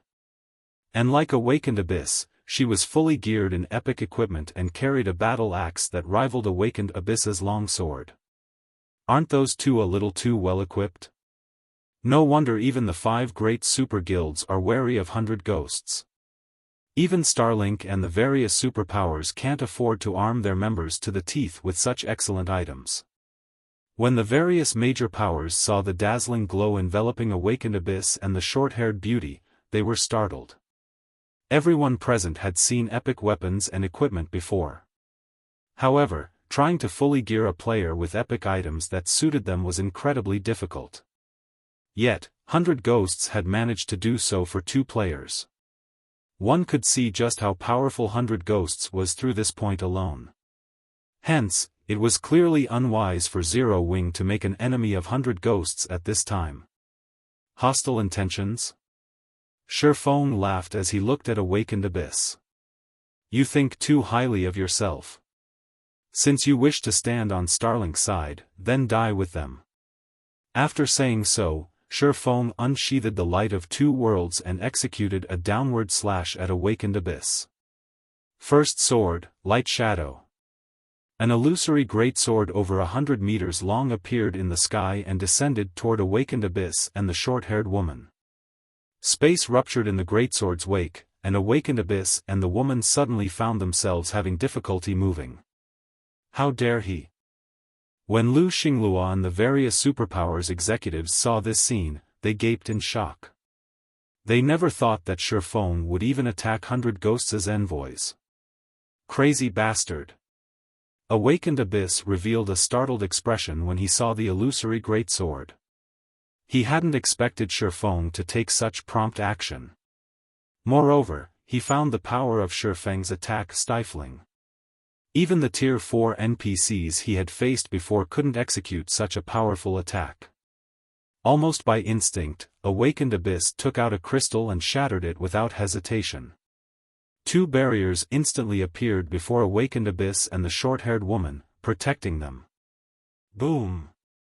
When the illusory greatsword came into contact with the first barrier, the barrier immediately cracked. Only after the first barrier had shattered completely did the illusory greatsword disappear. Awakened Abyss and the short-haired woman stared at this outcome in disbelief. This dual-layered barrier was the product of a Tier 4 curse, a tool they carried for emergencies. Even Tier 4 NPCs couldn't break the generated barriers, yet Xiaofan had shattered one layer. In other words, Xiaofan needed only one more attack to destroy this Tier 4 defensive curse. "We're leaving." Awakened Abyss commanded his team to retreat without hesitation. His mana technique is too powerful. Only the elders can deal with him. We won't be able to stop his third attack. As soon as Awakened Abyss finished speaking, 100 Ghosts' members promptly scattered and fled. Awakened Abyss and the short-haired woman leaped into the air and made a beeline for Sky Spring City's gate. They dared not try to put up a fight. "It seems you're not completely inept," Xiaofan commented indifferently as he looked at the remaining barrier before him. He then looked at Awakened Abysses and the short-haired woman's fleeing figures and continued, "However, since you dare interfere in Zero Wings matters, I'll have one of you stay behind today to teach you a lesson." After saying so, Xiaofan suddenly disappeared from where he hovered. When he reappeared, he was in front of Awakened Abyss. Xiaofang's appearance shocked Awakened Abyss. Xiaofan was too fast. His movement speed in the air practically rivaled a flying mount's. However, before Awakened Abyss could react to the situation, Xiaofan swung the Light of Two Worlds once more. It was evident he had chosen Awakened Abyss as his target of detention. Spatial Slash. Black Flame. Unwilling to take any chances, Awakened Abyss activated his Berserk skill, boosting his basic attributes by a large margin. Now, he could go toe-to-toe against a superior mythic monster of the same level. "Don't go too far." Awakened Abyss used his full strength to counter Xiaofang's attack, his longsword radiating a colorful brilliance as it swung to meet Xiaofang's Light of Two Worlds. Now, the power of his attack was not the slightest bit weaker than that of the light shadow Xiaofan executed before. Boom! Two sky-splitting spatial tears appeared when the two swords collided. Immediately afterward, Awakened Abyss crashed into the ground below like a cannonball, and his HP plummeted. In the blink of an eye, Awakened Abyss's HP, which exceeded 20 million, fell to 0, and the youth became deader than dead. Abyss? The short-haired woman was stunned when she saw Awakened Abyss killed. Awakened Abyss was one of the top 3 experts among 100 Ghosts' younger generation, yet he actually couldn't withstand even one attack from Xiaofan. When Lu Xinglua and the others standing inside Starlink's residence saw this scene, they, too, were flabbergasted. They never thought Xiaofan would actually kill Awakened Abyss without hesitation, showing no fear of 100 Ghosts whatsoever. "Run away." Nobody knew who said these words. However, as soon as they appeared, the tens of thousands of players inside Starlink's residence came to a tacit agreement and began fleeing immediately. Even the Secret Hand Association's NPCs had grim expressions when they saw Xiaofang's might. "We're leaving." Melt Cabra commanded, understanding that the situation was no longer in their favor. With just the 3 of them here, they would be helpless against Xiaofan. Immediately afterward, the Secret Hand Association's 3 Tier 4 NPCs turned to flee Sky Spring City. "You want to escape? Dream on." Looking at Kite and Anna, Xiaofan commanded, "Kill all of these people." "Yes, sir." Kite and Anna, who had remained on standby until now, responded respectfully. They then split up and took independent action. The next moment, Anna set out in pursuit of Melt Cabra's group. As for Kite, he joined Lifeless Thorn and Solitary 9 in dealing with Starlink's Tier 4 players. "You think you can stop us by yourself? You must be tired of living." Melt Cabra was incensed when he saw Anna coming to block his group by herself. Although Anna was also a Tier 4 existence, she was merely level 149. She would have trouble stopping even one of them, let alone all 3. She was basically insulting their strength by coming at them alone. However, before Melt Cabra could say anything more, Anna unleashed her mana domain. Immediately, Anna's mana domain enveloped the entire Sky Spring City, transforming the city into a world of black and white. Under the effects of her mana domain, Starlinks and the various superpowers Tier 3 players couldn't even budge. As for Melt Cabra's group of 3, they felt immense pressure pressing down on them, subjecting the mana within their bodies to a powerful suppression. The 3 of them could barely extend their own mana domains 20 yards from themselves. The might of Anna's mana domain was simply unbelievable. Before Melt Cabra and the other 2 could react, countless pitch-black chains assaulted them from all directions. Simultaneously, innumerable holy swords appeared in the sky and shot at all 3 of them. Despite the trio working together and doing their best to fend off the attacks, they actually remained at a complete disadvantage. Anna thoroughly displayed her strength as an epic guard, and it was only a matter of time before she defeated the 3 hostile NPCs. Lu Xinglua, you should follow your friends as well. Shifeng instantly appeared in front of Lu Xinglua and swung the light of 2 worlds at him. He gave Lu Xinglua no room to even catch a breather. Damn it! Damn it! Black Flame, I'll make you pay for this. 100 ghosts will make you pay for this too. Lu Xinglua gritted his teeth and shattered one of the crystal rings he wore. The next moment, a strange, gray space formed around Lu Xinglua and thoroughly negated Shifeng's attack. However, Lu Xinglua also let out an agonized scream in the gray space. It was evident that getting caught within this gray space wasn't entirely pleasant for Lu Xinglua. A second later, the gray space disappeared together with Lu Xinglua. He sure knows how to run quickly. Read latest chapters at Wuxia World. Shifeng wasn't particularly surprised when Lu Xinglua escaped. After all, Lu Xinglua was Starlink's guild leader. It would be strange if he didn't have a few powerful life-saving items. Fortunately, Shifeng had already achieved his goal in coming here. After today's event, Starlink and the various superpowers would lose tens of thousands of Tier 3 experts and many Tier 4 experts. Moreover, even if these experts died, they would still be detained for several days in Sky Spring City's prison once they respawned. Less than 10 minutes later, with Anna and Kite's assistance, Zero Wings members annihilated the Secret Hand Association's 3 Tier 4 NPCs and the various superpowers Tier 3 and Tier 4 experts. The spectating powers were awestruck to witness the deaths of the various superpowers experts. None of them had ever dreamed that the superpowers crusade against the Secret Covenant Tower would come to such an end. Zero Wings' hidden strength also exceeded their imagination. The guild simply wasn't an existence the various superpowers could go up against. This astonishing piece of news quickly spread all over the Twin Towers kingdom. It even reached the neighboring kingdoms and empires, shocking the various player forces there. Chapter 28-19, Changes in the Twin Towers Kingdom in a certain border town of the Fire Dragon Empire. At this time, a 3,000-man team of Tier 3 players was resting in 2 bars on the main street. All the town residents, be they players or NPCs, were extremely afraid of this team. This was because the average level of this team was level 125, 3 levels higher than the average level of Tier 3 players in the Fire Dragon Empire. Meanwhile, leading this powerful team of Tier 3 players was a long-haired woman with a heroic air. When the players looked at this white-clad woman, their gaze held awe and respect. This woman was none other than the first player in mythology to have gotten promoted to Tier 4, Cold Shadow, who was now mythology's first vice-guild leader.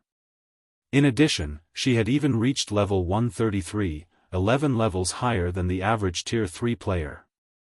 The cold and sharp aura she exuded was so powerful that even Tier 3 players over 100 yards away shuddered involuntarily. Vice Guild Leader, news just came in from the Twin Towers Kingdom. White Feather, who was now a level 130, Tier 4 Guardian Knight, reported to Cold Shadow. Starlink suffered a tragic defeat. Moreover, because of Black Flame's sudden appearance, with the exception of Lu Xinglua, none of the various superpowers experts escaped. Nearly 20,000 Tier 3 experts were penalized with 10 days confinement in Sky Spring City's prison. He's finally willing to show himself. Cold Shadow, who was resting quietly with her eyes shut, wasn't the slightest bit surprised when she heard White Feather's report. Unfortunately, although Black Flame dealt a heavy blow to Starlink and the various superpowers, he still let the key person escape. Zero Wing will most likely face a lot of trouble after this. After all, the person standing behind Lu Xinglua isn't some random pushover. That person is also adamant in acquiring the Secret Covenant Tower.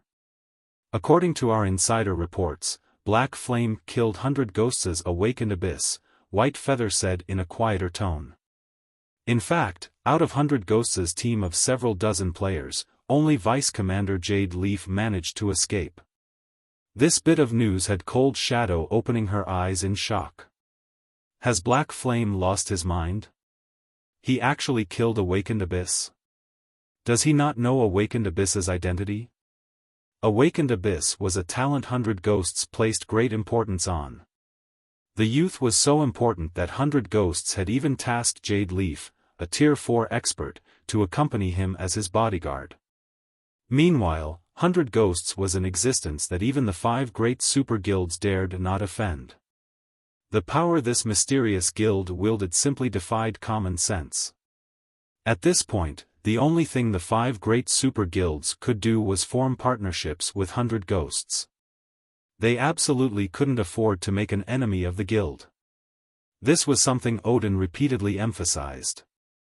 Hence, everyone in mythology was currently doing their best to avoid 100 Ghosts' people. Yet, Xiaofan had done the exact opposite. Not only did he choose to oppose 100 Ghosts, but he had even killed Awakened Abyss. When 100 Ghosts learned of this, the guild would definitely go into a frenzy. In that case, should we take action now? White Feather asked. Zero Wing was a guild that mythology had to destroy, no matter what. Now that Xiaofan had dealt a heavy blow to Starlink and the various superpowers, these guilds definitely wouldn't just let the matter lie. In fact, they might even put everything on the line to fight Zero Wing. After all, these superpowers had lost so many Tier 3 experts already. If they still couldn't secure the Secret Covenant Tower, recovering from this loss within a short period would be impossible.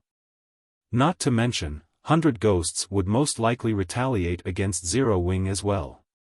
At that time, a spectacular battle would definitely occur at the Secret Covenant Tower, which would be the perfect opportunity for mythology to take action. No, it still isn't time. Cold Shadow shook her head. We have just recently completed that inferior legendary quest and obtained a mana body legacy. We need to digest this legacy first.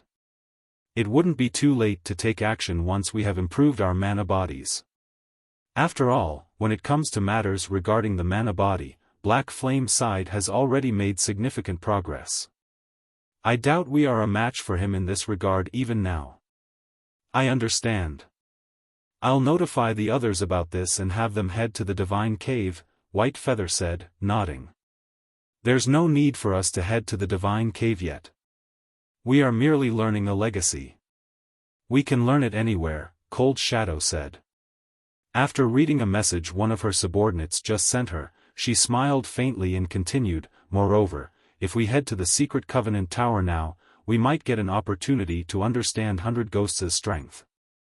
100 Ghosts is taking action already? White Feather was surprised when she heard Cold Shadow's words. The strength Zero Wing had displayed thus far was incredibly terrifying. The guild had not only 5 Tier 4 players but also 2 Tier 4 personal guards, who were far superior to the average Tier 4 NPC.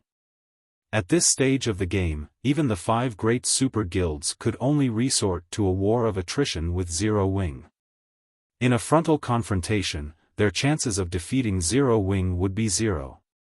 Hence, White Feather found it incredible that 100 Ghosts would retaliate against Zero Wing right after losing several dozen of its top combatants. That's not entirely true, Cold Shadow said, chuckling. A hint of anticipation appearing in her eyes, she added, you'll understand once we get there. If Zero Wing doesn't abandon the Secret Covenant Tower this time, it'll most likely be doomed forever.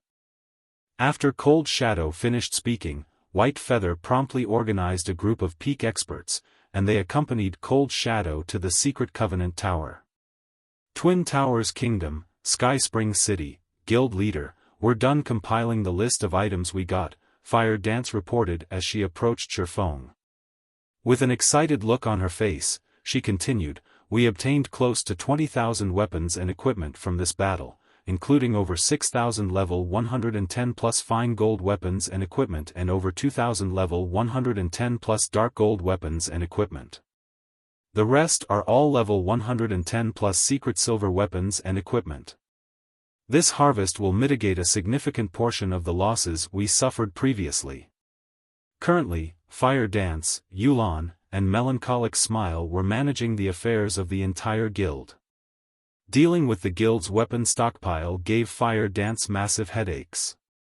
Previously, when she had merely been commanding Zero Wing's main force, she hadn't known just how important it was for the guild to have a sufficient stockpile of weapons and equipment. However, after taking over Gentle Snow's and Aqua Rose's responsibilities and repeatedly clashing with the various superpowers, she finally understood what a guild's foundation referred to. Originally, she believed that a guild's foundation referred to the number of experts a guild possessed. However, after the various superpowers began waging war against Zero Wing, she realized that what truly served as a guild's foundation were weapons and equipment. If not for the Candlelight trading firm having a sufficiently large number of lifestyle players, Zero Wing would have long since run out of weapons and equipment. And if that happened, members would definitely withdraw from the guild in droves. After all, nobody would want to fight for a guild that couldn't even arm them with weapons and equipment. Give half of the weapons and equipment to Crimson Emperor and Unyielding Soul, Xiaofan said, smiling. I believe they haven't been faring well recently, either. These weapons and equipment should help them cope with their troubles. Xiaofan had a very thorough understanding of the issues involved in guild wars. When he led Shadow in his previous life, there had been instances when the guild's warehouse had only bronze weapons and equipment. Back then, Shadow had only been a small guild. If a superpower were to face a situation where its warehouse had only bronze weapons and equipment, everyone in the guild would have long since quit. After all, even if guild players died and lost levels, so long as they had sufficiently good weapons and equipment, they could quickly recover their levels. However, without weapons and equipment, they might as well be independent players. At the very least, hostile forces wouldn't persecute them. Before Xiaofan could issue any more commands, Illusory Words approached him with a grim look on her face. Guild leader Black Flame, a big problem appeared in Barren Forest City, near the Secret Covenant Tower. Illusory Words said anxiously. According to our scouts, over 1 million faux saint monsters have appeared there and are making their way toward the Secret Covenant Tower. The majority of them are level 135 Great Lords, and there are also roughly 1,000 level 140 plus mythic ranked faux saint monsters. 1,000 mythic monsters? Fire Dance was stunned when she heard what Illusory Words said. For a moment, she even wondered if her ears were working properly. Normally, it would be incredibly difficult to come across even one mythic monster. Not to mention, monsters had gained the ability to think for themselves after the major system update. This had increased their combat standards by a large margin and improved their capacity for cooperation. Under normal circumstances, a Tier 4 expert would have to flee if they came across 2 or 3 mythic monsters of the same level simultaneously. And with around 10 mythic monsters, one could even attack towns and cities. Nonetheless, she was being told that their opponent had 1,000 mythic monsters. 1,000? Xiaofan was also surprised by this piece of news. The strongest monster tide he had come across out in the fields had only around 100 mythic monsters. That monster tide had successfully destroyed a guild city defended by several Tier 4 players.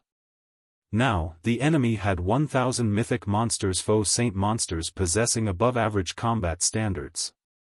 This was undoubtedly a devastating force. That's right. There are at least 1,000 of them. Illusory words nodded, an ugly expression appearing on her face. According to their movement speed, it'll take them around 10 hours to reach the secret Covenant Tower. We should have enough time if we withdraw from the tower now. They didn't have any hope of defeating a force of 1,000 level 140+ mythic monsters, even if they had a guild city as support. Without a guild city for protection, their only option was to give up. After all, players killed by those faux saint monsters would suffer heavy penalties. No wonder Lu Xinglua was so confident even while retreating. It turns out he still had such a trump card hidden, Xiaofan said in sudden realization. Chuckling, he continued, it seems they are really desperate this time. It would have been a different story if Saint's Hand had mobilized this legion of mythic-ranked faux saint monsters in a neutral map, but it was currently moving within the Twin Towers Kingdom's borders. The kingdom would definitely mobilize its army once it noticed the faux saint monsters. A kingdom's army wasn't an existence to be trifled with. This was especially true now that the NPC population in the game had skyrocketed. Once the Twin Towers Kingdom mobilized its army, even a force of 1,000 mythic monsters would meet a tragic end. Meanwhile, this legion of mythic-ranked faux saint monsters was probably close to everything Saint's Hand had. The fact that Saint's Hand was willing to go so far probably meant that Lu Xinglua and the various superpowers had paid it an astronomical price. Read latest chapters at Wuxia World. EU anxiously, Fire Dance asked, Guild Leader, should we withdraw our members from the tower now? No. Xiaofan shook his head. A manic gleam appearing in his eyes, he said, since these people wish to die, we'll fulfill their wish. When Illusory Words and Fire Dance heard Xiaofan's words, their first thought was that he had truly gone mad. After all, he was actually still planning to engage the enemy in such a situation. A legion with 1,000 mythic-ranked faux saint monsters was something only NPCs could handle at present. It simply wasn't a force players could go up against. Guild Leader Black Flame, at this time, Illusory Words suddenly thought of something, and a hint of shock flashed in her eyes. That thing. Have you completed it? Emicham. It's completed. Xiaofan nodded. However, I still need to make some final adjustments. For now, I'll have to trouble you two to gather our manpower at the tower as soon as possible. I'll meet you there. After saying so, Xiaofan summoned the Thunder Eagle and flew straight to the secret Covenant Tower.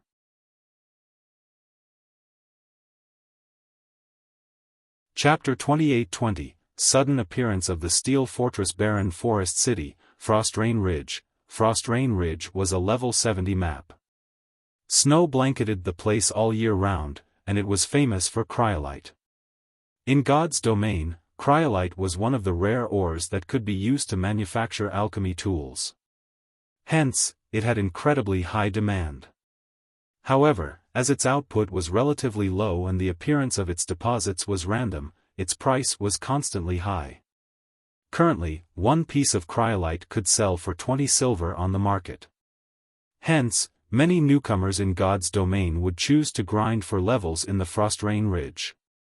Doing so earned them EXP and a considerable sum of money.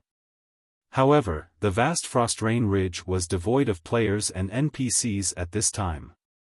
The entire map had become a land of death due to the invasion of faux saint monsters.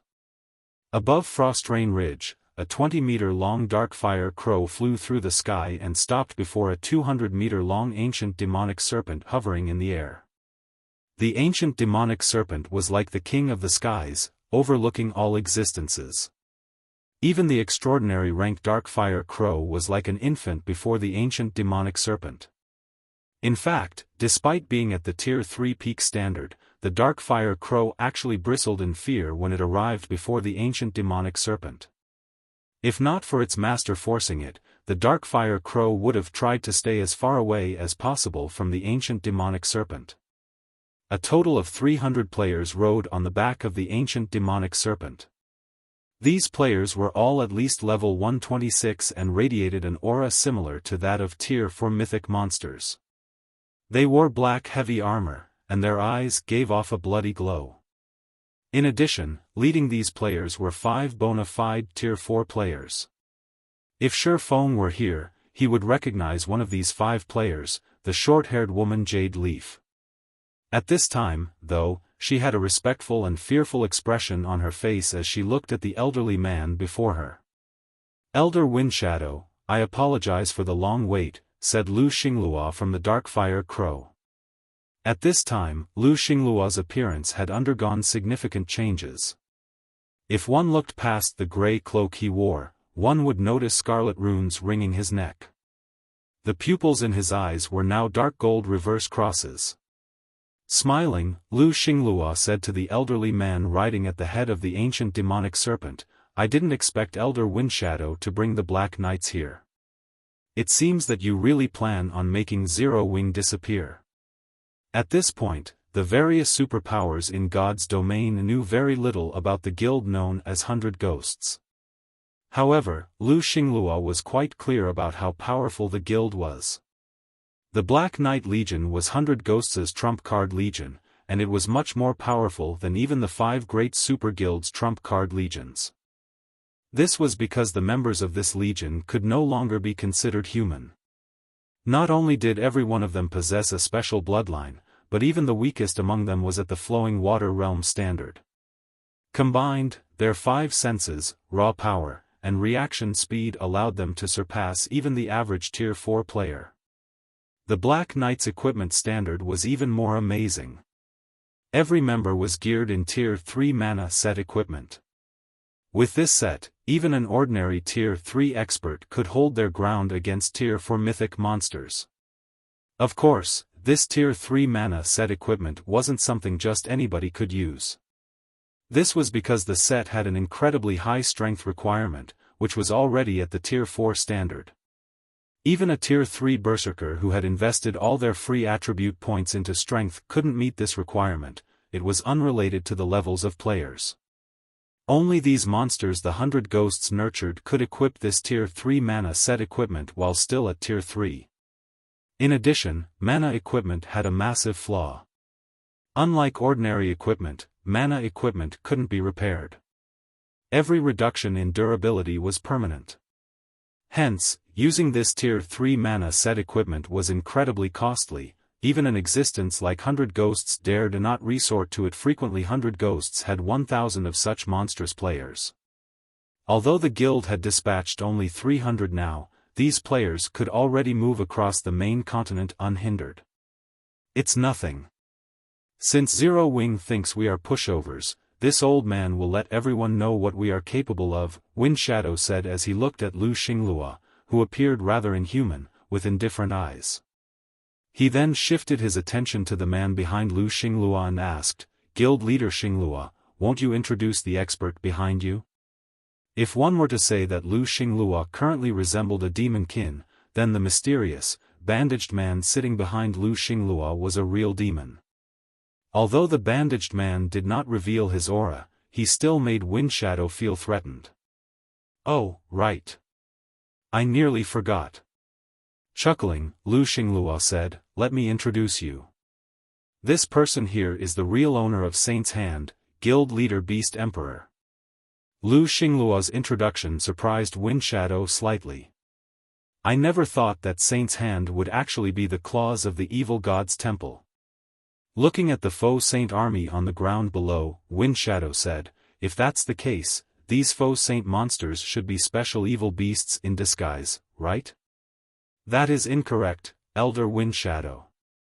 This isn't a disguise but an evolution," Beast Emperor said, smiling. "Now that you've witnessed the power of the faux saint army, if you need its help in the future, feel free to contact me through Xinglua, Elder Windshadow. That won't be necessary for 100 Ghosts. However, it seems you have quite a grudge against Zero Wing, Lord Beast Emperor," Windshadow said as he glanced at the 1,000 mythic-ranked faux saint monsters marching at the front of the faux saint army. Such a large-scale operation will definitely attract the attention of the Twin Towers Kingdom's NPC army. If they move, I believe your foe Saint army will suffer severe losses. You've misunderstood me, Elder Windshadow. I might have a grudge against Zero Wing, but I would very much like to thank Black Flame. If not for his help, I wouldn't have gotten this far. I am here now only to help Xinglua with his problem, as well as meet with my old friend Black Flame, Beast Emperor retorted nonchalantly. It was as if he placed no importance on the kingdom's army whatsoever. I see. Since that's the case, do you mind leaving Black Flame and Zero Wing's tier for experts to us? Windshadow asked. No problem. Nodding, Beast Emperor said, I only want their corpses. After Windshadow and Beast Emperor reached an agreement, they continued toward the Secret Covenant Tower. While the two powers were traveling to the Secret Covenant Tower, two people riding a blazing dragon were observing their movements from far away using a magic mirror. Amazing. I never thought that Beast Emperor would actually be Saint's Hand's true guild leader. Looking at Windshadow's and Beast Emperor's figures displayed on the magic mirror, Cold Shadow smiled and said, with those 300 monsters from 100 ghosts joining in, Zero Wing really is doomed this time. Should we still go to the Secret Covenant Tower, then? White Feather asked. No. Now that such a large army is heading to the tower, we might get dragged into the fight if we aren't careful, Cold Shadow replied, shaking her head. If Zero Wing doesn't concede the tower this time, it will definitely suffer a heavy loss. Right now, 100 Ghosts and Beast Emperor pose more of a danger to us. We need to head back now and make the necessary preparations. The War of Worlds will be coming soon. After saying so, Cold Shadow took out a return scroll and teleported back to the Fire Dragon Empire. She had no intention of watching the upcoming fight whatsoever. After all, the fight's outcome was a no-brainer. Rather than watching a walkover, her time would be better spent improving her strength.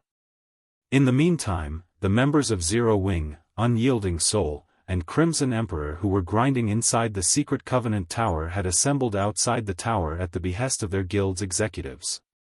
Read latest chapters at Wuxia World. EU. After seeing that everyone was gathered, Flying Shadow approached Xiaofan and reported, Guild leader, everyone grinding inside the tower has come out. They are ready to be dispatched at any time. Nodding, Xiaofan said, good. Have everyone get ready. Also, place those at the Advanced Magician Standard and above in a separate group. Yes, sir. Flying Shadow promptly executed Xiaofan's instructions. While Flying Shadow was sorting out the assembled players, Xiaofan flew several thousand yards away from the Secret Covenant Tower and began chanting an incantation. After he had chanted for 30 seconds, the region suddenly darkened as a gigantic magic array with a radius of several thousand yards suddenly appeared in the sky. This was undoubtedly the largest magic array anyone present had ever seen. However, before anyone could react to this situation, a metal fortress that was as large as a mountain slowly emerged from the magic array.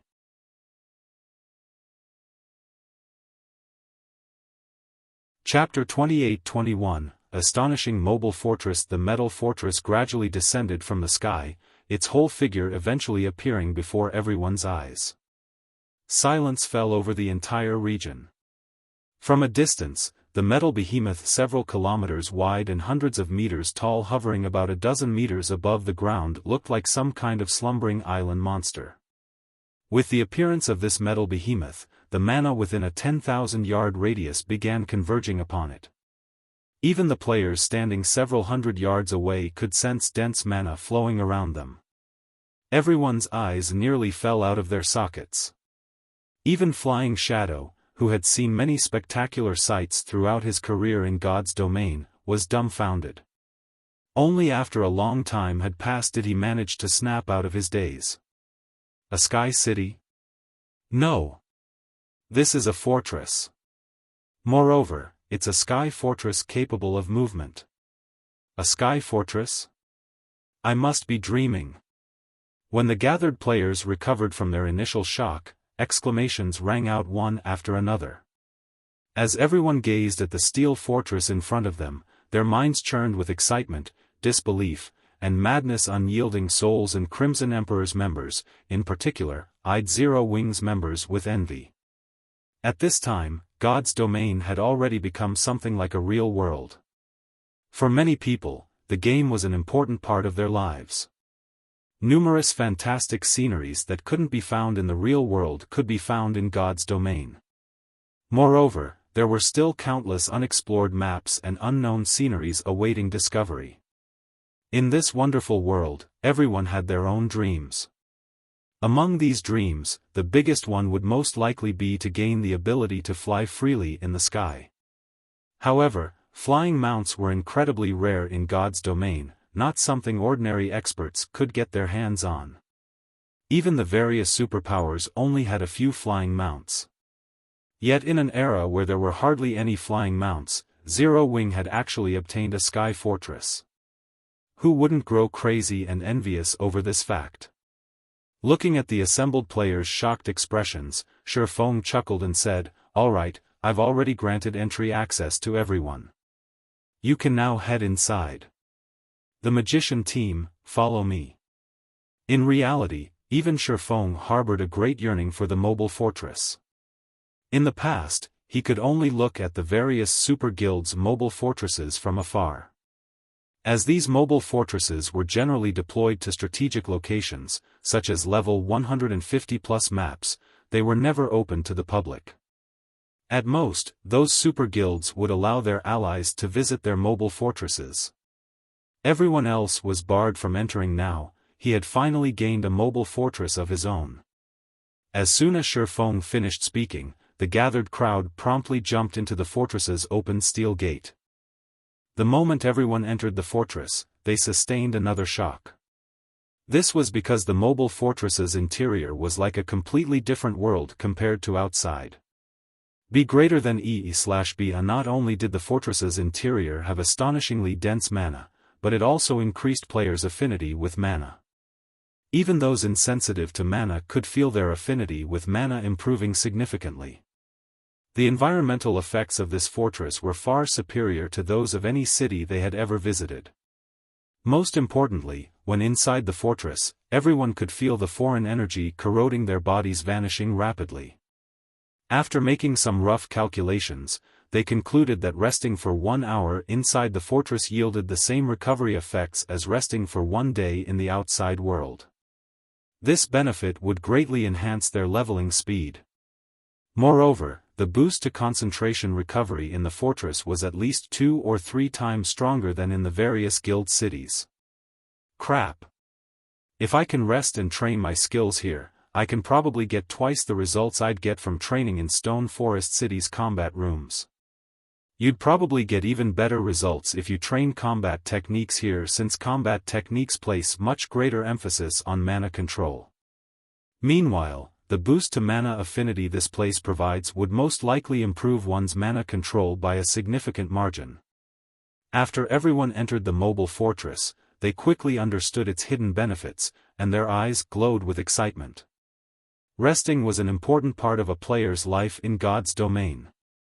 In fact, resting accounted for around 1/3 of the time most players spent in the game. Even combat fanatics spent at least 1/5 of their time resting. This was especially true for players grinding in level 100+ neutral maps, where foreign energies constantly corroded their bodies. After the corrosion reached a certain extent, players would have to rest even if they didn't want to. Otherwise, death would claim them. Hence, rest areas were incredibly important for players. So long as a player had a good place to rest in, their leveling speed and self-improvement speed would both improve significantly. This was especially true for expert players. Peak experts would even pay high prices to visit the capitals of kingdoms and empires just to recover quickly. This was because these cities sold foods and beverages that could greatly enhance recovery rates, as well as offer other buffs.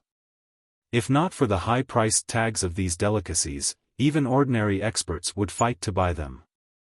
After Xiaofan entered the mobile fortress, he led the magician team straight to the fortress lord's mansion. Looking at the 1,000+ advanced magicians before him, Xiaofan said, "The fortress's magic arrays are fully operational now. What I need you to do is work in shifts of 300 to maintain the normal operation of these magic arrays. Do you have any questions?" The mobile fortress was mainly made up of magic crystals, and most of its operations relied on mana. Hence, a lot of manpower was required to operate it. This small mobile fortress needed 300 advanced magicians to keep its magic arrays fully operational. In addition, the mobile fortress consumed a lot more magic crystals than guild cities. Just its normal operation mode cost 50,000 magic crystals per day. If the fortress's offensive and defensive magic arrays were activated as well, this cost would zoom. Read latest chapters at Wuxia World. It was fortunate that Xiaofan was incredibly wealthy right now. Even after deducting the magic crystals used in the mobile fortress's construction, he still had 5.8 million magic crystals left. Otherwise, even if he had completed the mobile fortress, he wouldn't have dared activate it. After all, Zero Wing still had many areas it needed magic crystals for. "Leave it to us, Guild Leader Black Flame. We will make sure nothing goes wrong with these magic arrays," the advanced magicians responded enthusiastically, none of them dissatisfied at getting assigned the menial task of maintaining magic arrays. This was because the benefits of working in the Fortress Lord's mansion were practically visible to the naked eye.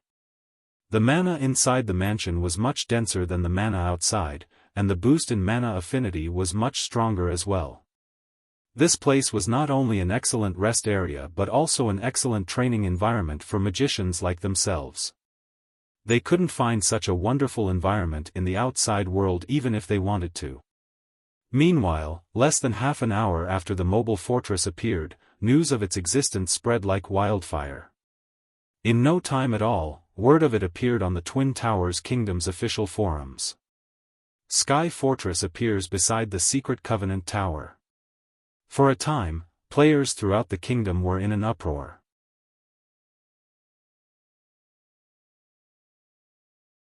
Chapter 28-22, Pinnacle of God's Domain, a Sky Fortress? What's going on? This is a lie. This is definitely a lie. How can such a thing appear at this stage of the game? There are pictures and videos of it. I heard that the fortress's interior is a paradise for training. It even provides a significant boost to mana affinity. Zero Wing is really on the rise now. When news regarding the small mobile fortress first broke out in the Twin Towers Kingdom, many people refused to believe it. After all, no matter how they thought about it, they simply couldn't see how Zero Wing could come to possess such a mythical fortress. However, the information leak came with photographic and video evidence. Even if everyone refused to believe the report, they couldn't change the fact that Zero Wing owned a flying fortress. The leaked videos showed a fortress hundreds of meters tall, covered in all kinds of magic runes, hovering in the sky above the Secret Covenant Tower. A faint layer of mist enveloped the fortress. From afar, it looked like a city found in paradise. No words could describe how spectacular the fortress was. This sky fortress looks so cool. The view from up there will definitely be amazing. When will this sky fortress be open to the public? I heard Zero Wing is limiting entry to its members and allies. I doubt anyone else will have the chance to visit the fortress. After all, it isn't particularly large. It should house 1 or 2 million people at most. Moreover, it is even being used to garrison the Secret Covenant Tower. Zero Wing isn't letting any outsiders get close to the tower now, let alone the Sky Fortress. I'm joining Zero Wing. I must join Zero Wing. The Twin Towers Kingdom's players, both independent and guild members, couldn't help drooling when they saw the Sky Fortress above the Secret Covenant Tower. Many independent players immediately thought of joining Zero Wing. The fight in Sky Spring City had already proven that Zero Wing, Unyielding Soul, and Crimson Emperor's rule over the city and the Secret Covenant Tower was unshakable. Zero Wing even revealed that it had 5 Tier 4 players, far surpassing the various superpowers. The addition of the Sky Fortress basically solidified Zero Wing's hold over the Secret Covenant Tower. Now, it would be utterly impossible for the various superpowers to compete with Zero Wing when it came to providing their members with an excellent leveling spot. For a time, the number of players visiting Zero Wing's residences to apply for guild membership skyrocketed. The atmosphere within Zero Wing was also boiling, with many members celebrating the fact that they had not rashly quit the guild. Meanwhile, Unyielding Heart and Illusory Words arrived in front of the Secret Covenant Tower together with a bunch of Tier 3 experts.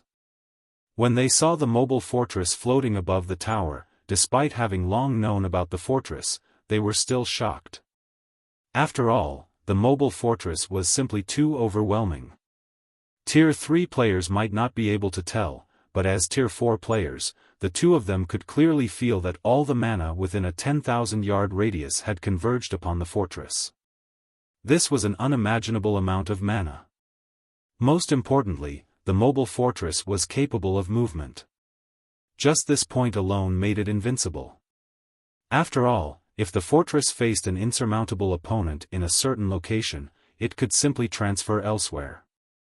With this mobile fortress, Zero Wing has truly reached the pinnacle of God's domain, Unyielding Heart said enviously as he looked at the mobile fortress. He couldn't help sighing ruefully. Back when he first learned of Zero Wing's existence, Zero Wing had only been a small guild. Now, even Unyielding Soul had to look up to it. Of course, Zero Wing's foundation was still weak. However, so long as the guild could maintain its hold over the Secret Covenant Tower, its rise would be inevitable. Nodding in agreement with Unyielding Heart's words, Illusory Word said, "Although I don't know whether we can successfully defend the Secret Covenant Tower, even if we fail, it wouldn't affect Zero Wing by much. With this mobile fortress, Zero Wing can simply set up shop in a level 130 map. At that time, the leveling speed of its members wouldn't be in any way inferior to grinding in the tower. They just wouldn't be able to produce Tier 3 players as quickly as before." Previously, Zero Wing could be described as a ferocious tiger. While it was incredibly strong in one-on-one combat, it was still vulnerable against multiple strong opponents. However, after gaining the mobile fortress, Zero Wing had become a behemoth that no superpower could threaten. Even economic suppression would no longer be effective against it. "Let's hurry inside." Looking at the time, Unyielding Heart said, "The Foe Saint army should arrive in just a few more hours. Emicham. If we can defend the tower, our two guilds might be able to contest with those super guilds," Illusory Word said, glancing at the Secret Covenant Tower behind her. She then led her subordinates into the mobile fortress.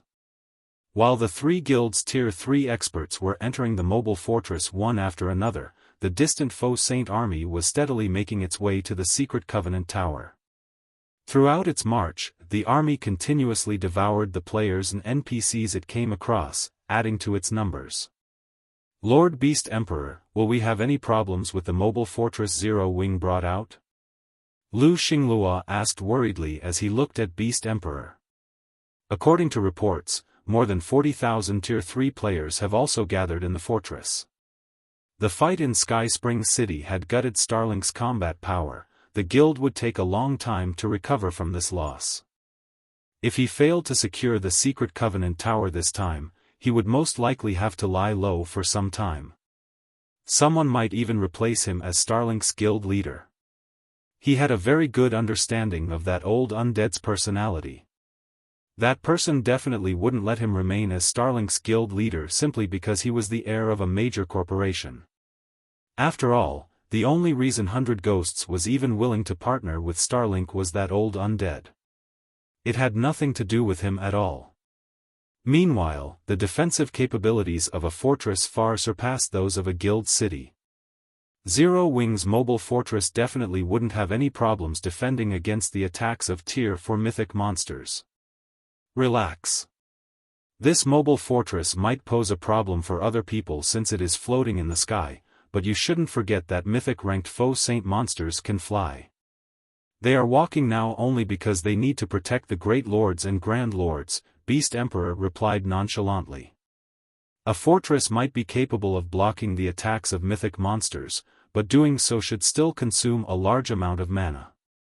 How long do you think a fortress can last against the bombardment of 1,000 mythic monsters? If they had only several dozen mythic monsters, they would indeed be helpless against a fortress. After all, the attacks of mythic monsters couldn't exceed the defensive threshold of a fortress's defensive magic array. However, 1,000 mythic monsters would be a different story. The attack of each mythic monster might deplete only a small portion of the defensive magic array's mana, but when multiplied by 1,000, even a main city's defensive magic array wouldn't last very long. Yes, you're right. Who can possibly go up against 1,000 mythic monsters? Lu Xinglua regained his confidence when he looked at the mythic-ranked foe saint monsters marching on the ground below. Read latest chapters at Wuxia World. A fortress might be amazing, but there was also strength in numbers. After saying so, Lu Xinglua looked at the giant serpent flying nearby, a cold glint appearing in his eyes. 100 Ghosts' ancient demonic serpent was an extraordinary existence. Not only was the flying mount itself at the Tier 4 mythic standard, but it was also a legendary flying mount, one of the rulers of the sky during ancient times.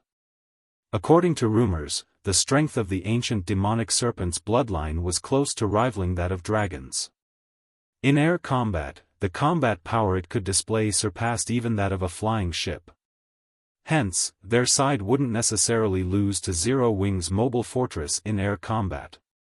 Time passed quickly. After traveling for another 6 hours, Lu Xinglua and Beast Emperor saw a gigantic, floating fortress on the distant horizon. So, that is the mobile fortress? Beast Emperor was a little surprised when he first laid eyes on the mobile fortress. Afterward, though, a smirk appeared on his face. Black Flame, I admit that you are indeed capable. However, I wonder if you'll go mad if I destroy this fortress of yours? After saying so, Beast Emperor gestured with his hand. In response, his army's 1,000 mythic-ranked foe saint saboteurs, took to the skies and flew straight toward the mobile fortress. Their speed in the air was just slightly inferior to that of flying mounts, and they gave Zero Wing's side no time to react whatsoever.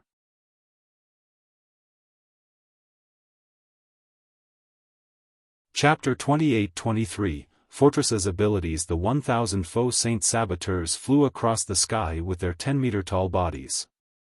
From the mobile fortress's perspective, they looked like a dark cloud flowing toward it. In addition, over 1 million foe saint monsters marched toward the fortress on the ground. The ground shook with every step these monsters took, the spectacular sight stupefying the players standing guard on the mobile fortress. It seems we can't underestimate this Beast Emperor, after all. Despite being only a puppet of the evil god, he's actually capable of mobilizing so many mythic monsters. With this, even if we don't make a move, Zero Wing probably won't last very long, a 5-meter-tall, middle-aged man atop the ancient demonic serpent said. Laughing, he continued, we won't even get to teach Zero Wing a lesson now. Although this golden-armored giant only spoke normally, his deep voice made the surrounding space tremble. If Xiaofan were here, he would definitely be shocked to see this golden-armored giant. This middle-aged man was not only a bona fide giant but also a level 133, Tier 4 berserker. The surrounding space already grew heavier just from the aura he exuded. That isn't necessarily a bad thing. With this, we can avoid exposing our strength and reduce the Black Knight Legion's expenditure, Wind Shadow said as he looked at the foe saint monsters above and below him. Don't forget that our goal this time is to rescue that good-for-nothing brat from Sky Spring City's prison.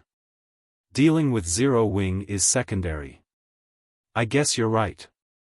Let's hope Sky Spring City's magistrate can let me stretch my muscles a little, the golden-armored giant said, nodding while Wind Shadow and the golden-armored giant were conversing. Jade Leaf, who sat at a side, dared not utter a word, shame filling her face.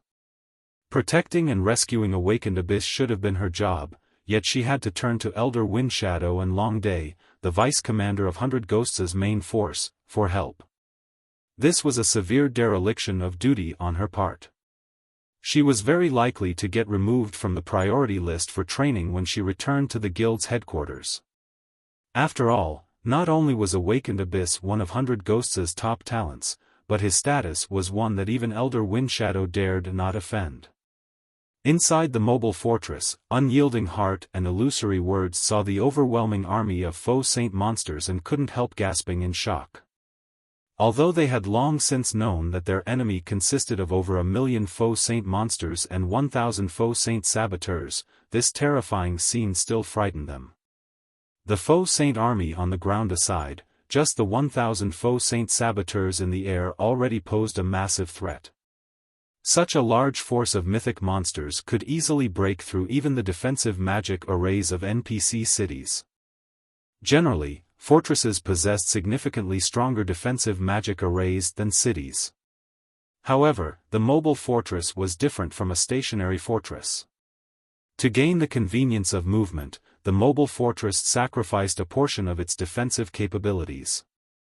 Hence, while the mobile fortress was still capable of blocking the attacks of these faux saint saboteurs, it was unknown how long it could continue doing so.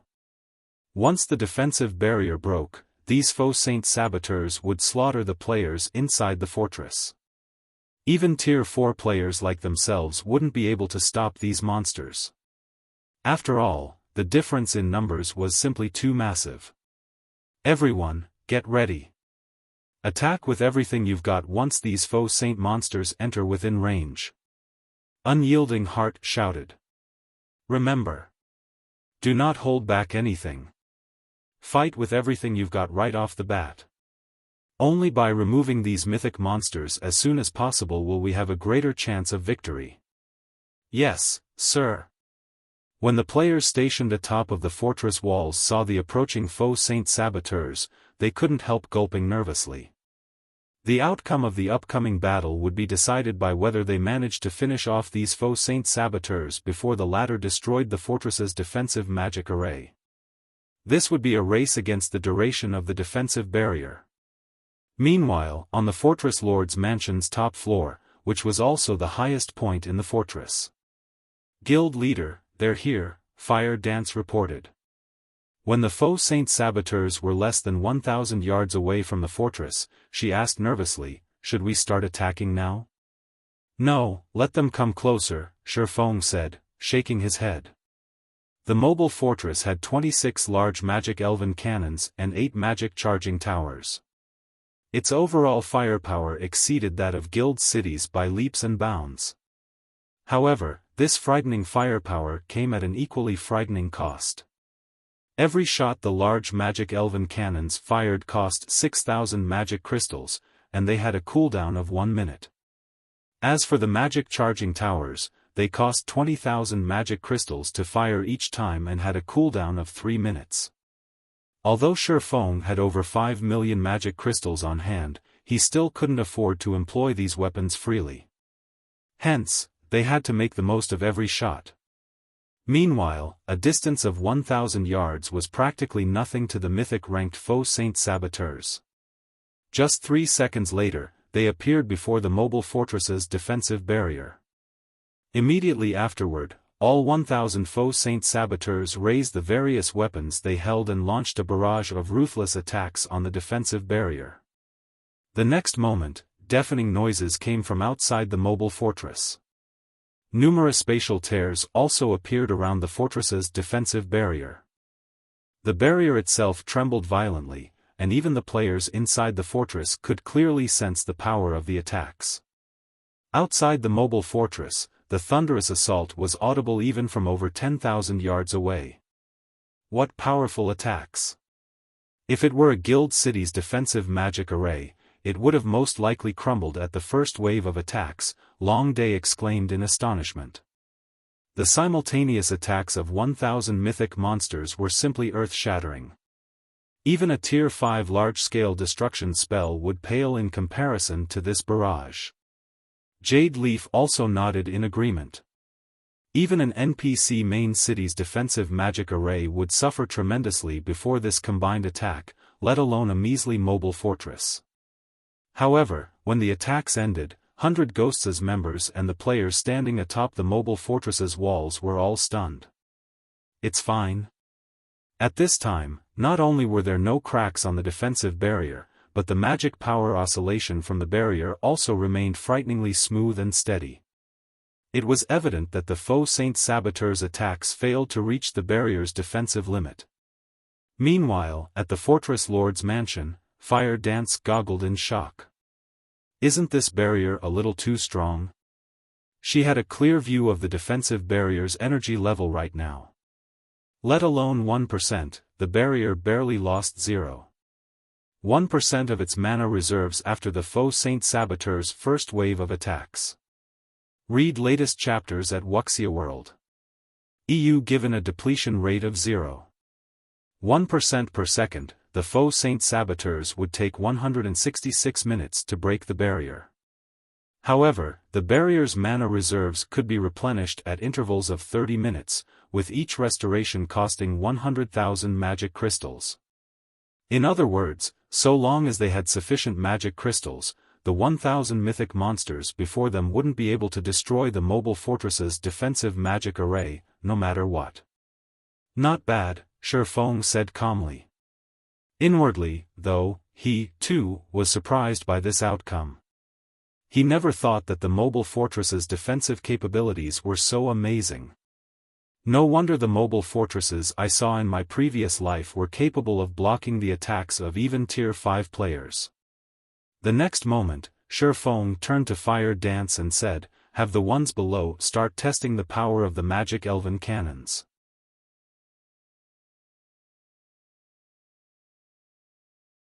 Chapter 28-24, Silent World. At Xiaofan's command, Fire Dance notified the players stationed at the 26 large magic elven cannons. In response, all 26 cannons in the mobile fortress began gathering and condensing mana from their surroundings. The originally mist-like mana liquefied. The condensed liquid mana then flowed into the cannons.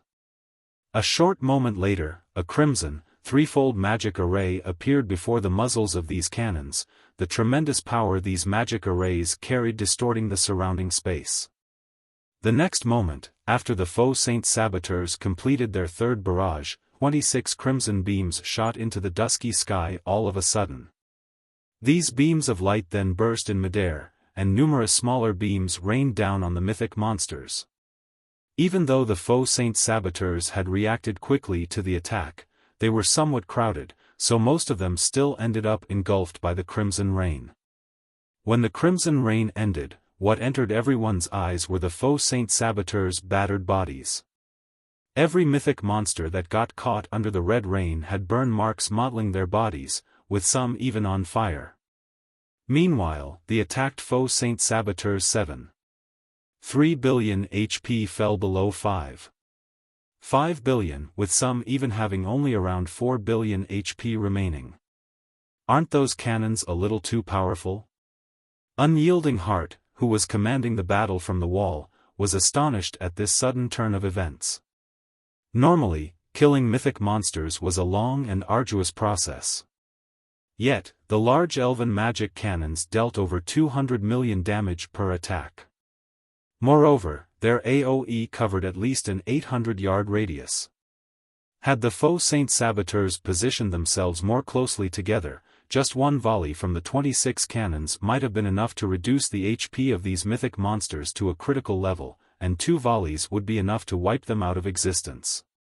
At this time, let alone the players inside the mobile fortress, even Lu Xinglua and Beast Emperor were thunderstruck. How is this possible? How can a fortress possess such strong offensive capabilities? Lu Xinglua felt his brain freezing when he saw that the faux Saint Saboteurs had lost a quarter of their HP from just one volley. He had seen fortresses before. He had also seen fortresses dealing with monster tides before. From what he had seen, fortresses indeed possessed incredible offensive capabilities. Even facing an army of 100,000 monsters and over a dozen mythic monsters, a fortress could easily emerge victorious within an hour. However, what was up with this mobile fortress in front of him? The mobile fortress's cannons had actually reaped a quarter of the faux Saint-Saboteurs' HP with just one volley. In other words, just 4 cannon volleys would be enough to annihilate most of the saboteurs. At this time, even 100 Ghosts' members, who were watching the fun from afar, were shocked by this outcome. They never thought that the mobile fortress would possess such puissant offensive capabilities. Although they had the means to evade the attacks of these large magic elven cannons, just one mistake would mean an express trip to the afterlife for them. Only the ancient demonic serpent could possibly endure a blow from the cannons. Out of everyone on the battlefield, only Xiaofan didn't find this outcome surprising. After all, the mobile fortress was a stronghold capable of resisting Tier 5 existences. If it didn't even have the ability to go up against a group of Tier 4 monsters, how could it go up against Tier 5 monsters? However, Xiaofang's heart still ached after this volley. After all, the 26 shots fired cost 156,000 magic crystals in total. Converted to coins, that was 62,400 gold. While Xiaofan was feeling distressed, Beast Emperor hurriedly gave out a command to the faux Saint-Saboteurs. Spread out and attack from all directions. I refuse to believe they can fire those cannons without limit. The use of any strategic weapon in God's domain came at a great price. Given the effects of the large magic elven cannons, he doubted that Zero Wing could keep on firing those things forever. Following Beast Emperor's command, the faux Saint-Saboteurs promptly scattered around the mobile fortress. Now, each cannon fire would hit several dozen saboteurs, at most, simultaneously. In this scenario, it would take several hundred shots from the cannons to annihilate all 1,000 saboteurs. Despite seeing this situation, Xiaofan remained unfazed. Start the magic charging towers as well. Yes, sir. Upon hearing Xiaofang's command, Fire Dance couldn't help feeling a little excited. If the large magic elven cannon's attack was a fusillade, then the magic charging tower's attack was a carpet bombing. Moreover, its power reached the Tier 5 threshold. Immediately, the 8 magic charging towers scattered across the mobile fortress began accumulating mana, transforming into 8 miniature suns that brightly illuminated the entire fortress. Before the faux Saint-Saboteurs could react to this development, the 8 miniature suns shot into the sky and transformed into 8 threefold magic arrays, each covering a 2,000-yard radius. These gigantic magic arrays extended over not only the entirety of the mobile fortress but also everything within a 2,000-yard radius of the fortress.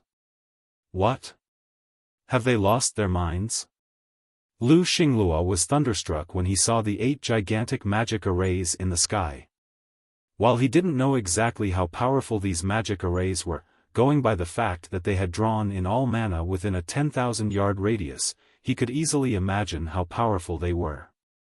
However, these magic arrays didn't cover just the faux Saint-Saboteurs.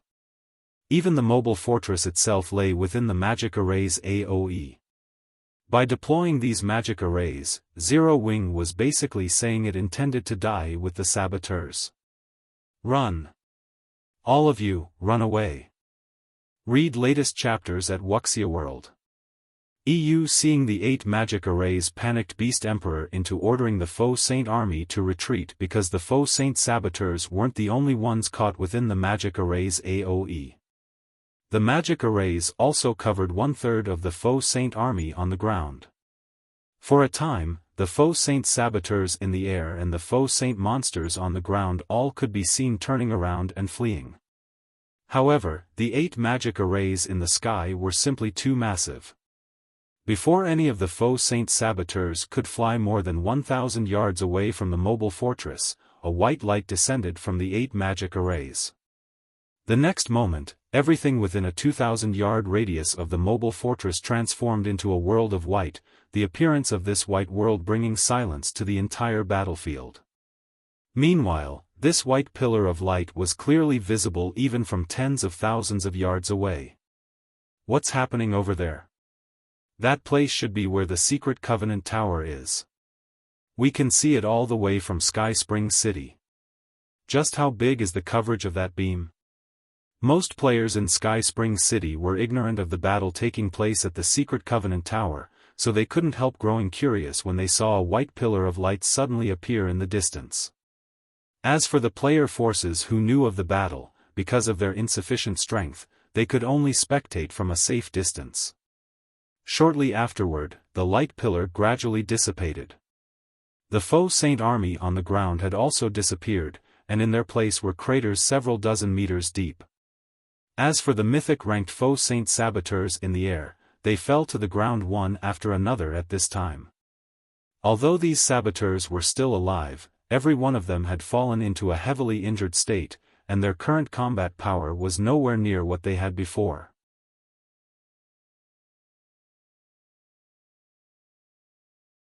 Chapter 28-25, All-encompassing Seal. 1,000 mythic Faux Saint monsters got done in, just like that? When Unyielding Heart and the others standing on the mobile fortress's walls looked at the Faux Saint saboteurs scattered on the ground and saw that these mythic monsters had less than 1/3 of their HPs remaining, they couldn't help gaping in shock. They had all anticipated a bitter fight. They had even prepared themselves to fight day and night and suffer innumerable casualties. After all, the Faux Saint monsters possessed above-average combat standards and cunning minds. Their ability to learn and improve on combat techniques also made them increasingly tougher to fight as the battle went on.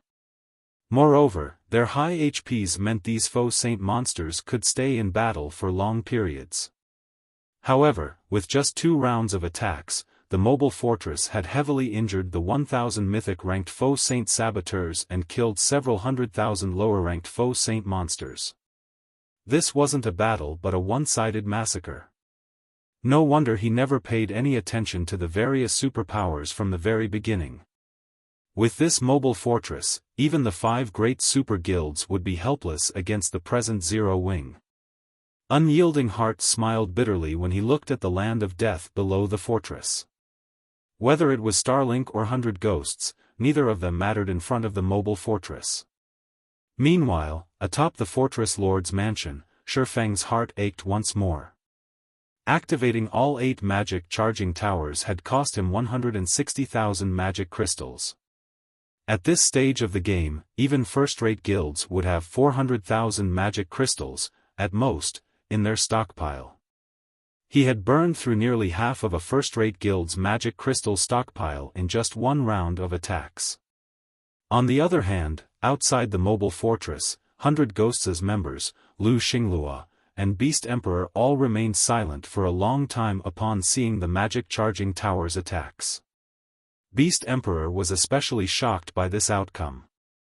Originally, he thought that with his army of 1,000,000 Faux Saint monsters, he could trample over the entire Twin Towers kingdom, that nobody short of the kingdom's NPC army would be a match for his army. Yet, now. As for 100 Ghosts' members, they also felt pressured by this outcome. After all, the mythic-ranked Faux Saint saboteurs had survived the mobile fortress's attacks due only to their high HP.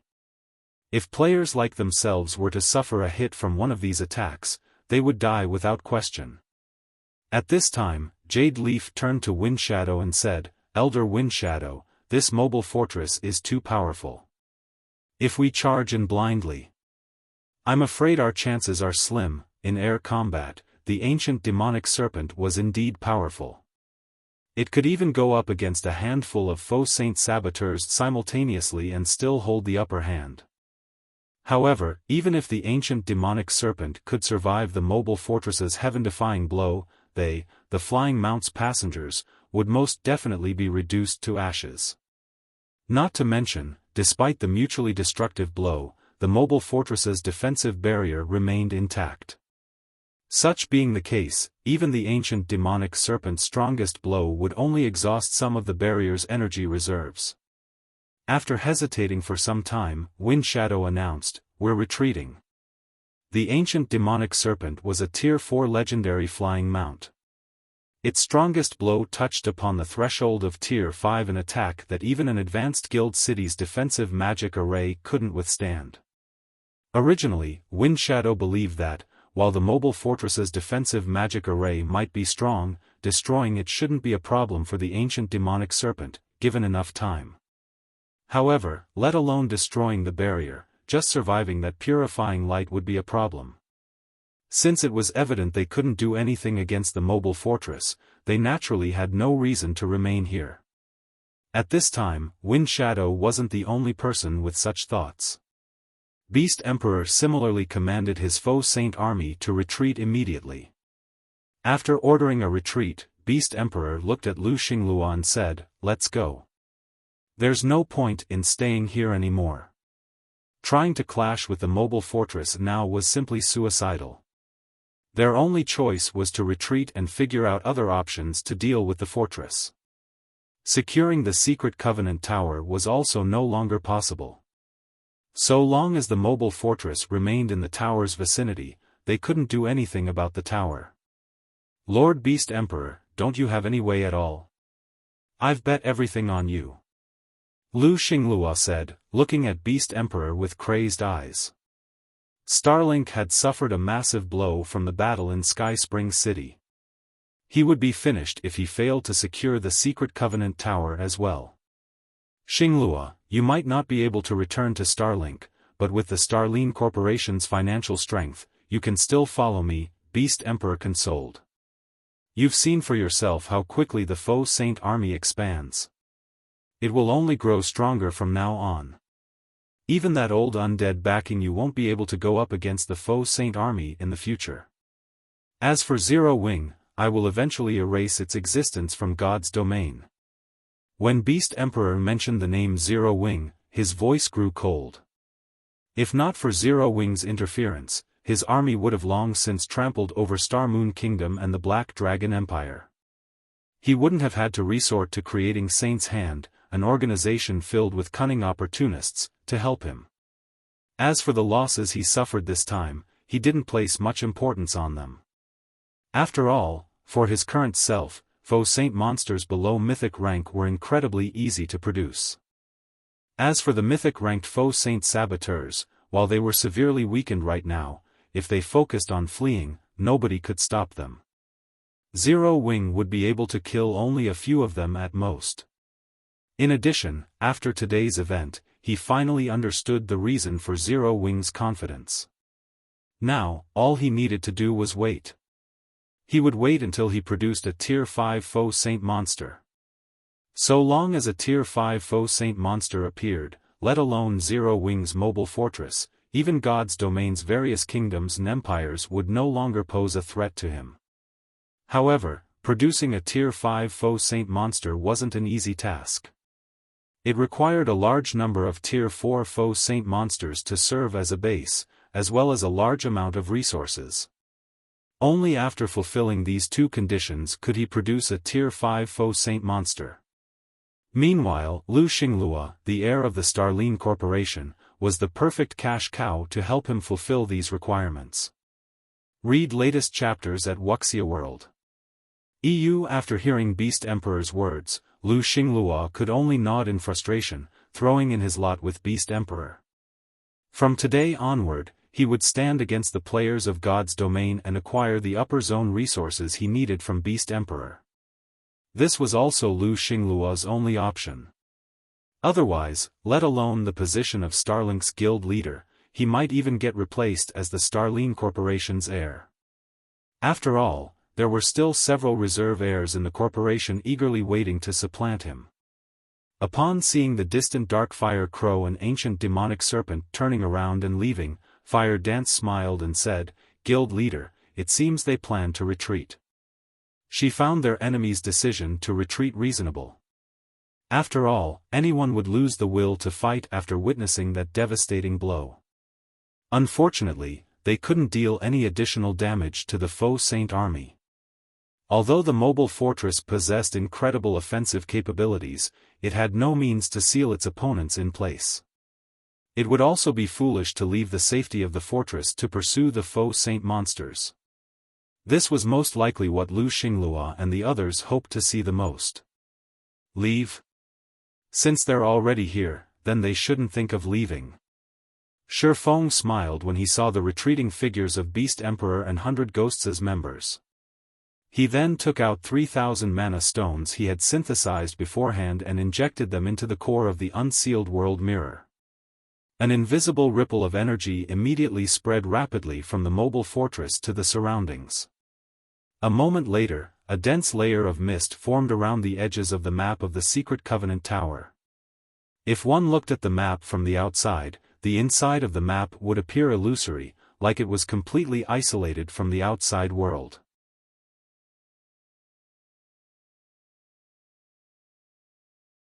Chapter 28-26, Slaughter Time, a Map Seal. Lu Xingluo's complexion darkened when he saw the scenery in the distance blur. The mobile fortress was an unshakable existence at this stage of the game. If they couldn't leave this place now, only death awaited them. How ruthless of Black Flame.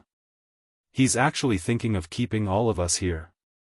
Looking at the dense mist enveloping the entire map, Beast Emperor sneered. However, he must be dreaming if he thinks he can stop us with such a wide seal.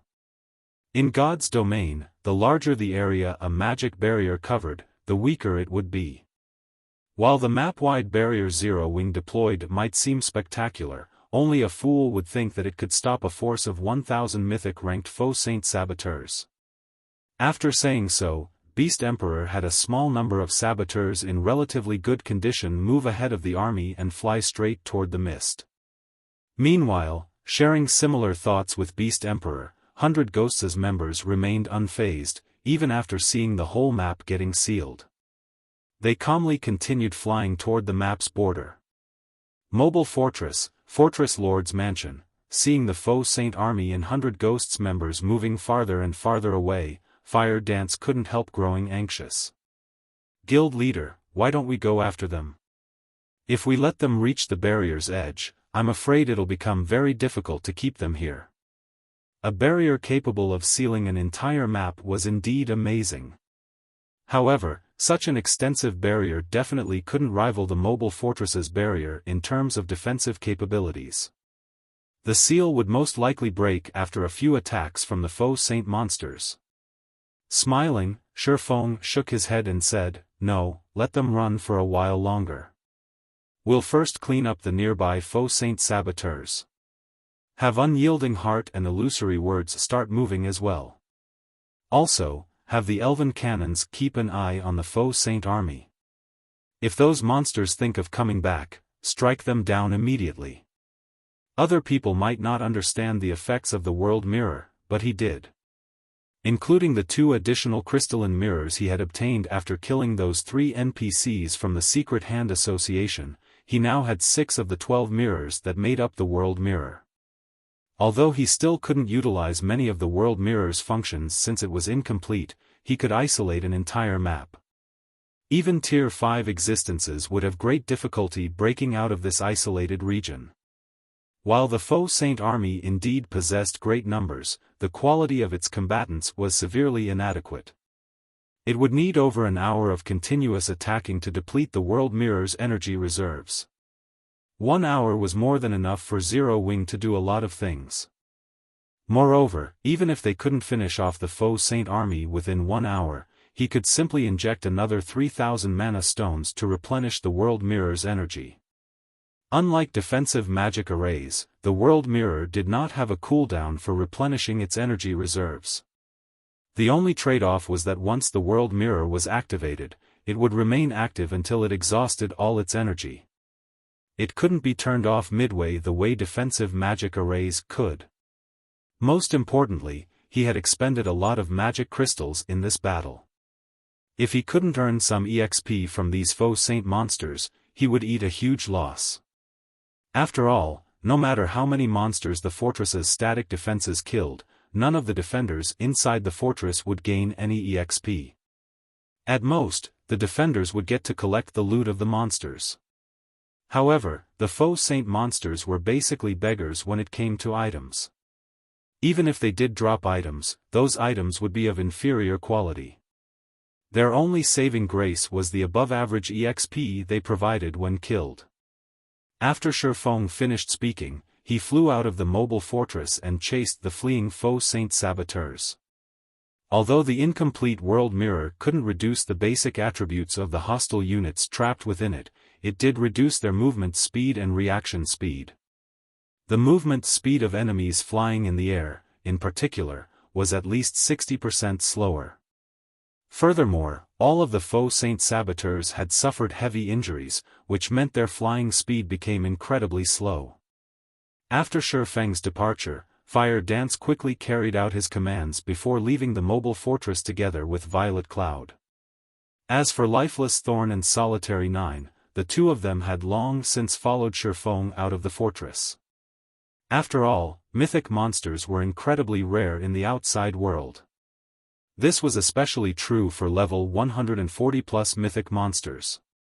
Now that the 1,000 faux Saint saboteurs before them were heavily injured, these mythic monsters were basically walking sacks of EXP. It would be a huge waste to let them get away. In less than 10 seconds, Shifeng caught up with a group of several dozen saboteurs. He immediately brandished the Light of Two Worlds. Lightning Edge. The next moment, a river of lightning washed over the area ahead of him and extended up to 500 yards away. Damages exceeding 100 million then began appearing above the saboteurs' heads one after another. After the skill's 7-second duration ended, the saboteurs that were originally at critical HPs crumbled into ashes. Subsequently, Shifeng's experience bar rose rapidly. In just 1 second, he broke through to level 142. Some time later, his experience bar settled at 82% of level 142. The saboteurs were far more generous with EXP than the standard mythic monster. As for the 11 saboteurs that survived his attack, Shifeng used Formless Blade, a Tier 4 legacy skill he had spent 110 legacy skill points to learn, on them. The next moment, the 13 sword lights the skill created transformed into innumerable shooting stars that struck down at the critically damaged saboteurs. Every one of these attacks dealt over 200 million damage to the mythic monsters, with critical hits dealing over 400 million damage, killing them on the spot. Immediately afterward, another bright glow enveloped Shifeng as he reached level 143. Meanwhile, following the deaths of these faux Saint saboteurs, strands of dark gray mist escaped from their corpses and flowed into Shifeng's mind. Every strand of mist that entered his mind increased his affinity with mana by a small margin, and this bonus could be accumulated continuously. What a magical energy! Although I still got soul marks inflicted on me, like when I killed that faux Saint Devourer, the effect of this strange energy is completely different from the white mist from before. It is incredibly attractive to mana. Shifeng was surprised when he sensed the changes to his body. At this moment, Shifeng wasn't the only person to notice this benefit. The others who had joined in on the chase likewise noticed the benefit of killing the faux Saint saboteurs. These faux Saint saboteurs might not drop any loot, but they are truly walking treasure troves. If some of our Tier 3 experts get this benefit, they should have a much easier time getting promoted to Tier 4. After killing off 2 faux Saint saboteurs, Unyielding Heart was surprised by the benefit he received. Some distance away, Illusory Words also killed a saboteur and noticed the unexpected benefit. Surprised, she exclaimed, "These saboteurs are probably of greater help to us Tier 4s. If we can continuously boost our mana affinity, we'll understand mana more easily. This will be of great help in breaking through the limits of our mana bodies."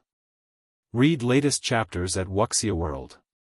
EU. After reaching Tier 4, improving one's mana body became of utmost importance. Now, these faux Saint saboteurs were providing them with a shortcut for doing so. Upon thinking up to this point, the two of them hastened their killing speed.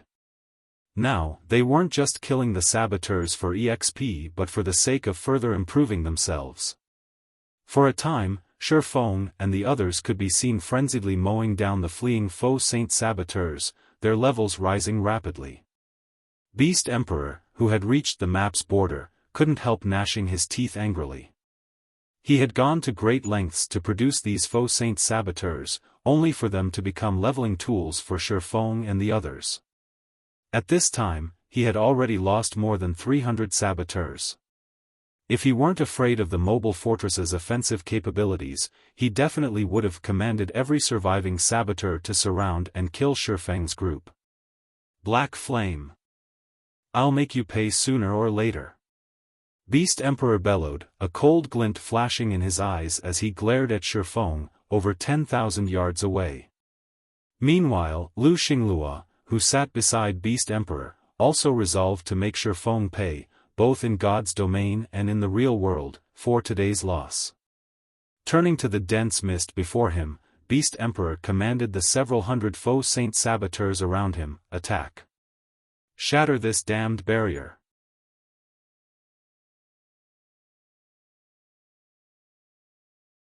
Chapter 28-27, Surrender and Death. Obeying Beast Emperor's command, several hundred faux saint saboteurs swung their weapons at the dense mist before them.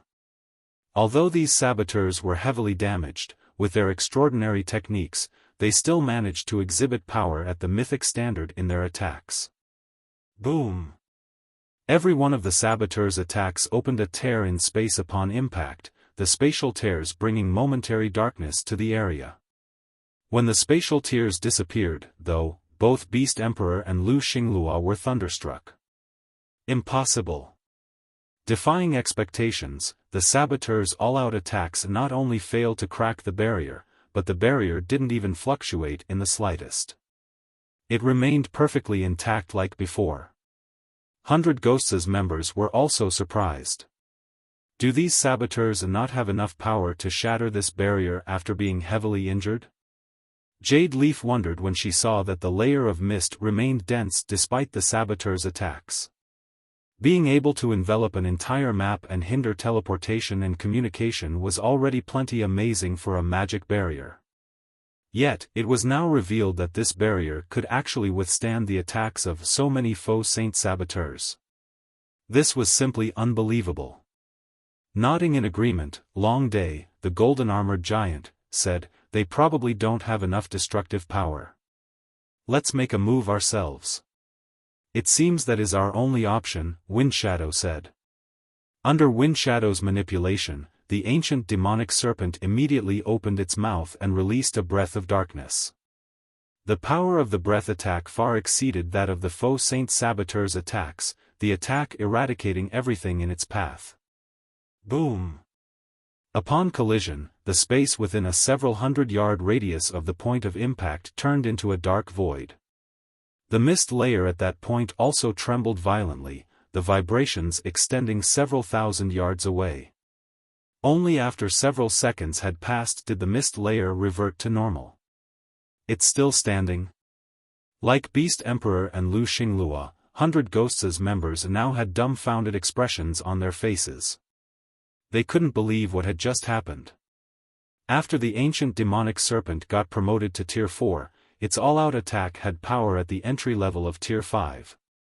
Even superior mythic monsters of the same level wouldn't dare take this attack head-on. In fact, this attack could one-shot the defensive magic arrays of guild cities. Yet, when this attack struck the barrier enveloping this entire map, it failed to create even a single crack. At this time, let alone 100 Ghosts' members, even Unyielding Heart and Illusory Words, who had just caught up with the rest of the faux saint army, were stunned by this scene. Both of them could tell that the demonic serpent's attack was on par with the all-out attack of Tadelia the Soul Singer, a realm lord of the ruined mountain range. Nevertheless, the demonic serpent's attack had failed to break through the seemingly flimsy layer of mist surrounding the map. The strength of this magic barrier was simply unheard of. Since this magic barrier enveloped the entire map, its withstanding Tier 4 attacks was already unbelievable, all the more Tier 5 attacks. With the combination of this magic barrier and the mobile fortress, Zero Wing was most likely invincible in God's domain already. However, Beast Emperor and 100 Ghosts' members evidently had no intention of giving up. After snapping out of their daze, they promptly bombarded the mist layer in a frenzy. In their opinion, even if their attacks failed to destroy the barrier, their attacks had most likely exhausted a significant portion of the barrier's energy reserves. If they pressed their offensive, the barrier would crumble in no time at all. For a time, the Faux Saint army in Ancient Demonic Serpent blitzed the magic barrier. Meanwhile, Shifeng's group mowed down the Faux Saint saboteurs they came across. 1 minute. 3 minutes. 10 minutes. At this time, Shifeng's group had already killed over 600 saboteurs. From the EXP they gained, Shifeng had reached level 146, while Fire Dance, Violet Cloud, Unyielding Heart, and Illusory Words had reached level 141.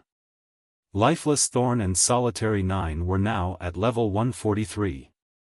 When Shifeng and the others stood only 500 yards away from the Faux Saint army, Beast Emperor and 100 Ghosts' members finally snapped out of their trance and stopped assailing the barrier. They then looked at Shifeng's group and the distant mobile fortress warily. "It seems we meet again," Shifeng said, smiling as he looked at Beast Emperor and Wind Shadow. "Now, will you surrender quietly, or do you want me to send you on your way? Black Flame, don't get too full of yourself. My saboteurs have fully recovered already." Beast Emperor snarled as he glared at Shifeng. "Although I only have around 300 left, at this distance, killing you bunch won't be difficult." Beast Emperor's heart was practically bleeding from Shifeng's group killing nearly 700 of his Faux Saint saboteurs. If not for his fear of the mobile fortress, he would have long since had his Faux Saint army surround and kill Shifeng's group already. However, unlike Beast Emperor, Wind Shadow was exceptionally calm. "Greetings, Guild Leader Black Flame. I am Wind Shadow, an elder of 100 Ghosts." After taking a deep breath, Wind Shadow continued slowly, "100 Ghosts admits defeat this time. We are willing to pay ransom for our release and the release of Awakened Abyss." "Elder Wind Shadow?" Jade Leaf was taken aback by Wind Shadow's words. 100 Ghosts was different from the guilds of the main continent. Even the 5 great super guilds were of no significance to 100 Ghosts. Yet, their guild was admitting defeat to Zero Wing. Their guild would turn into a laughingstock for the main continent's various superpowers.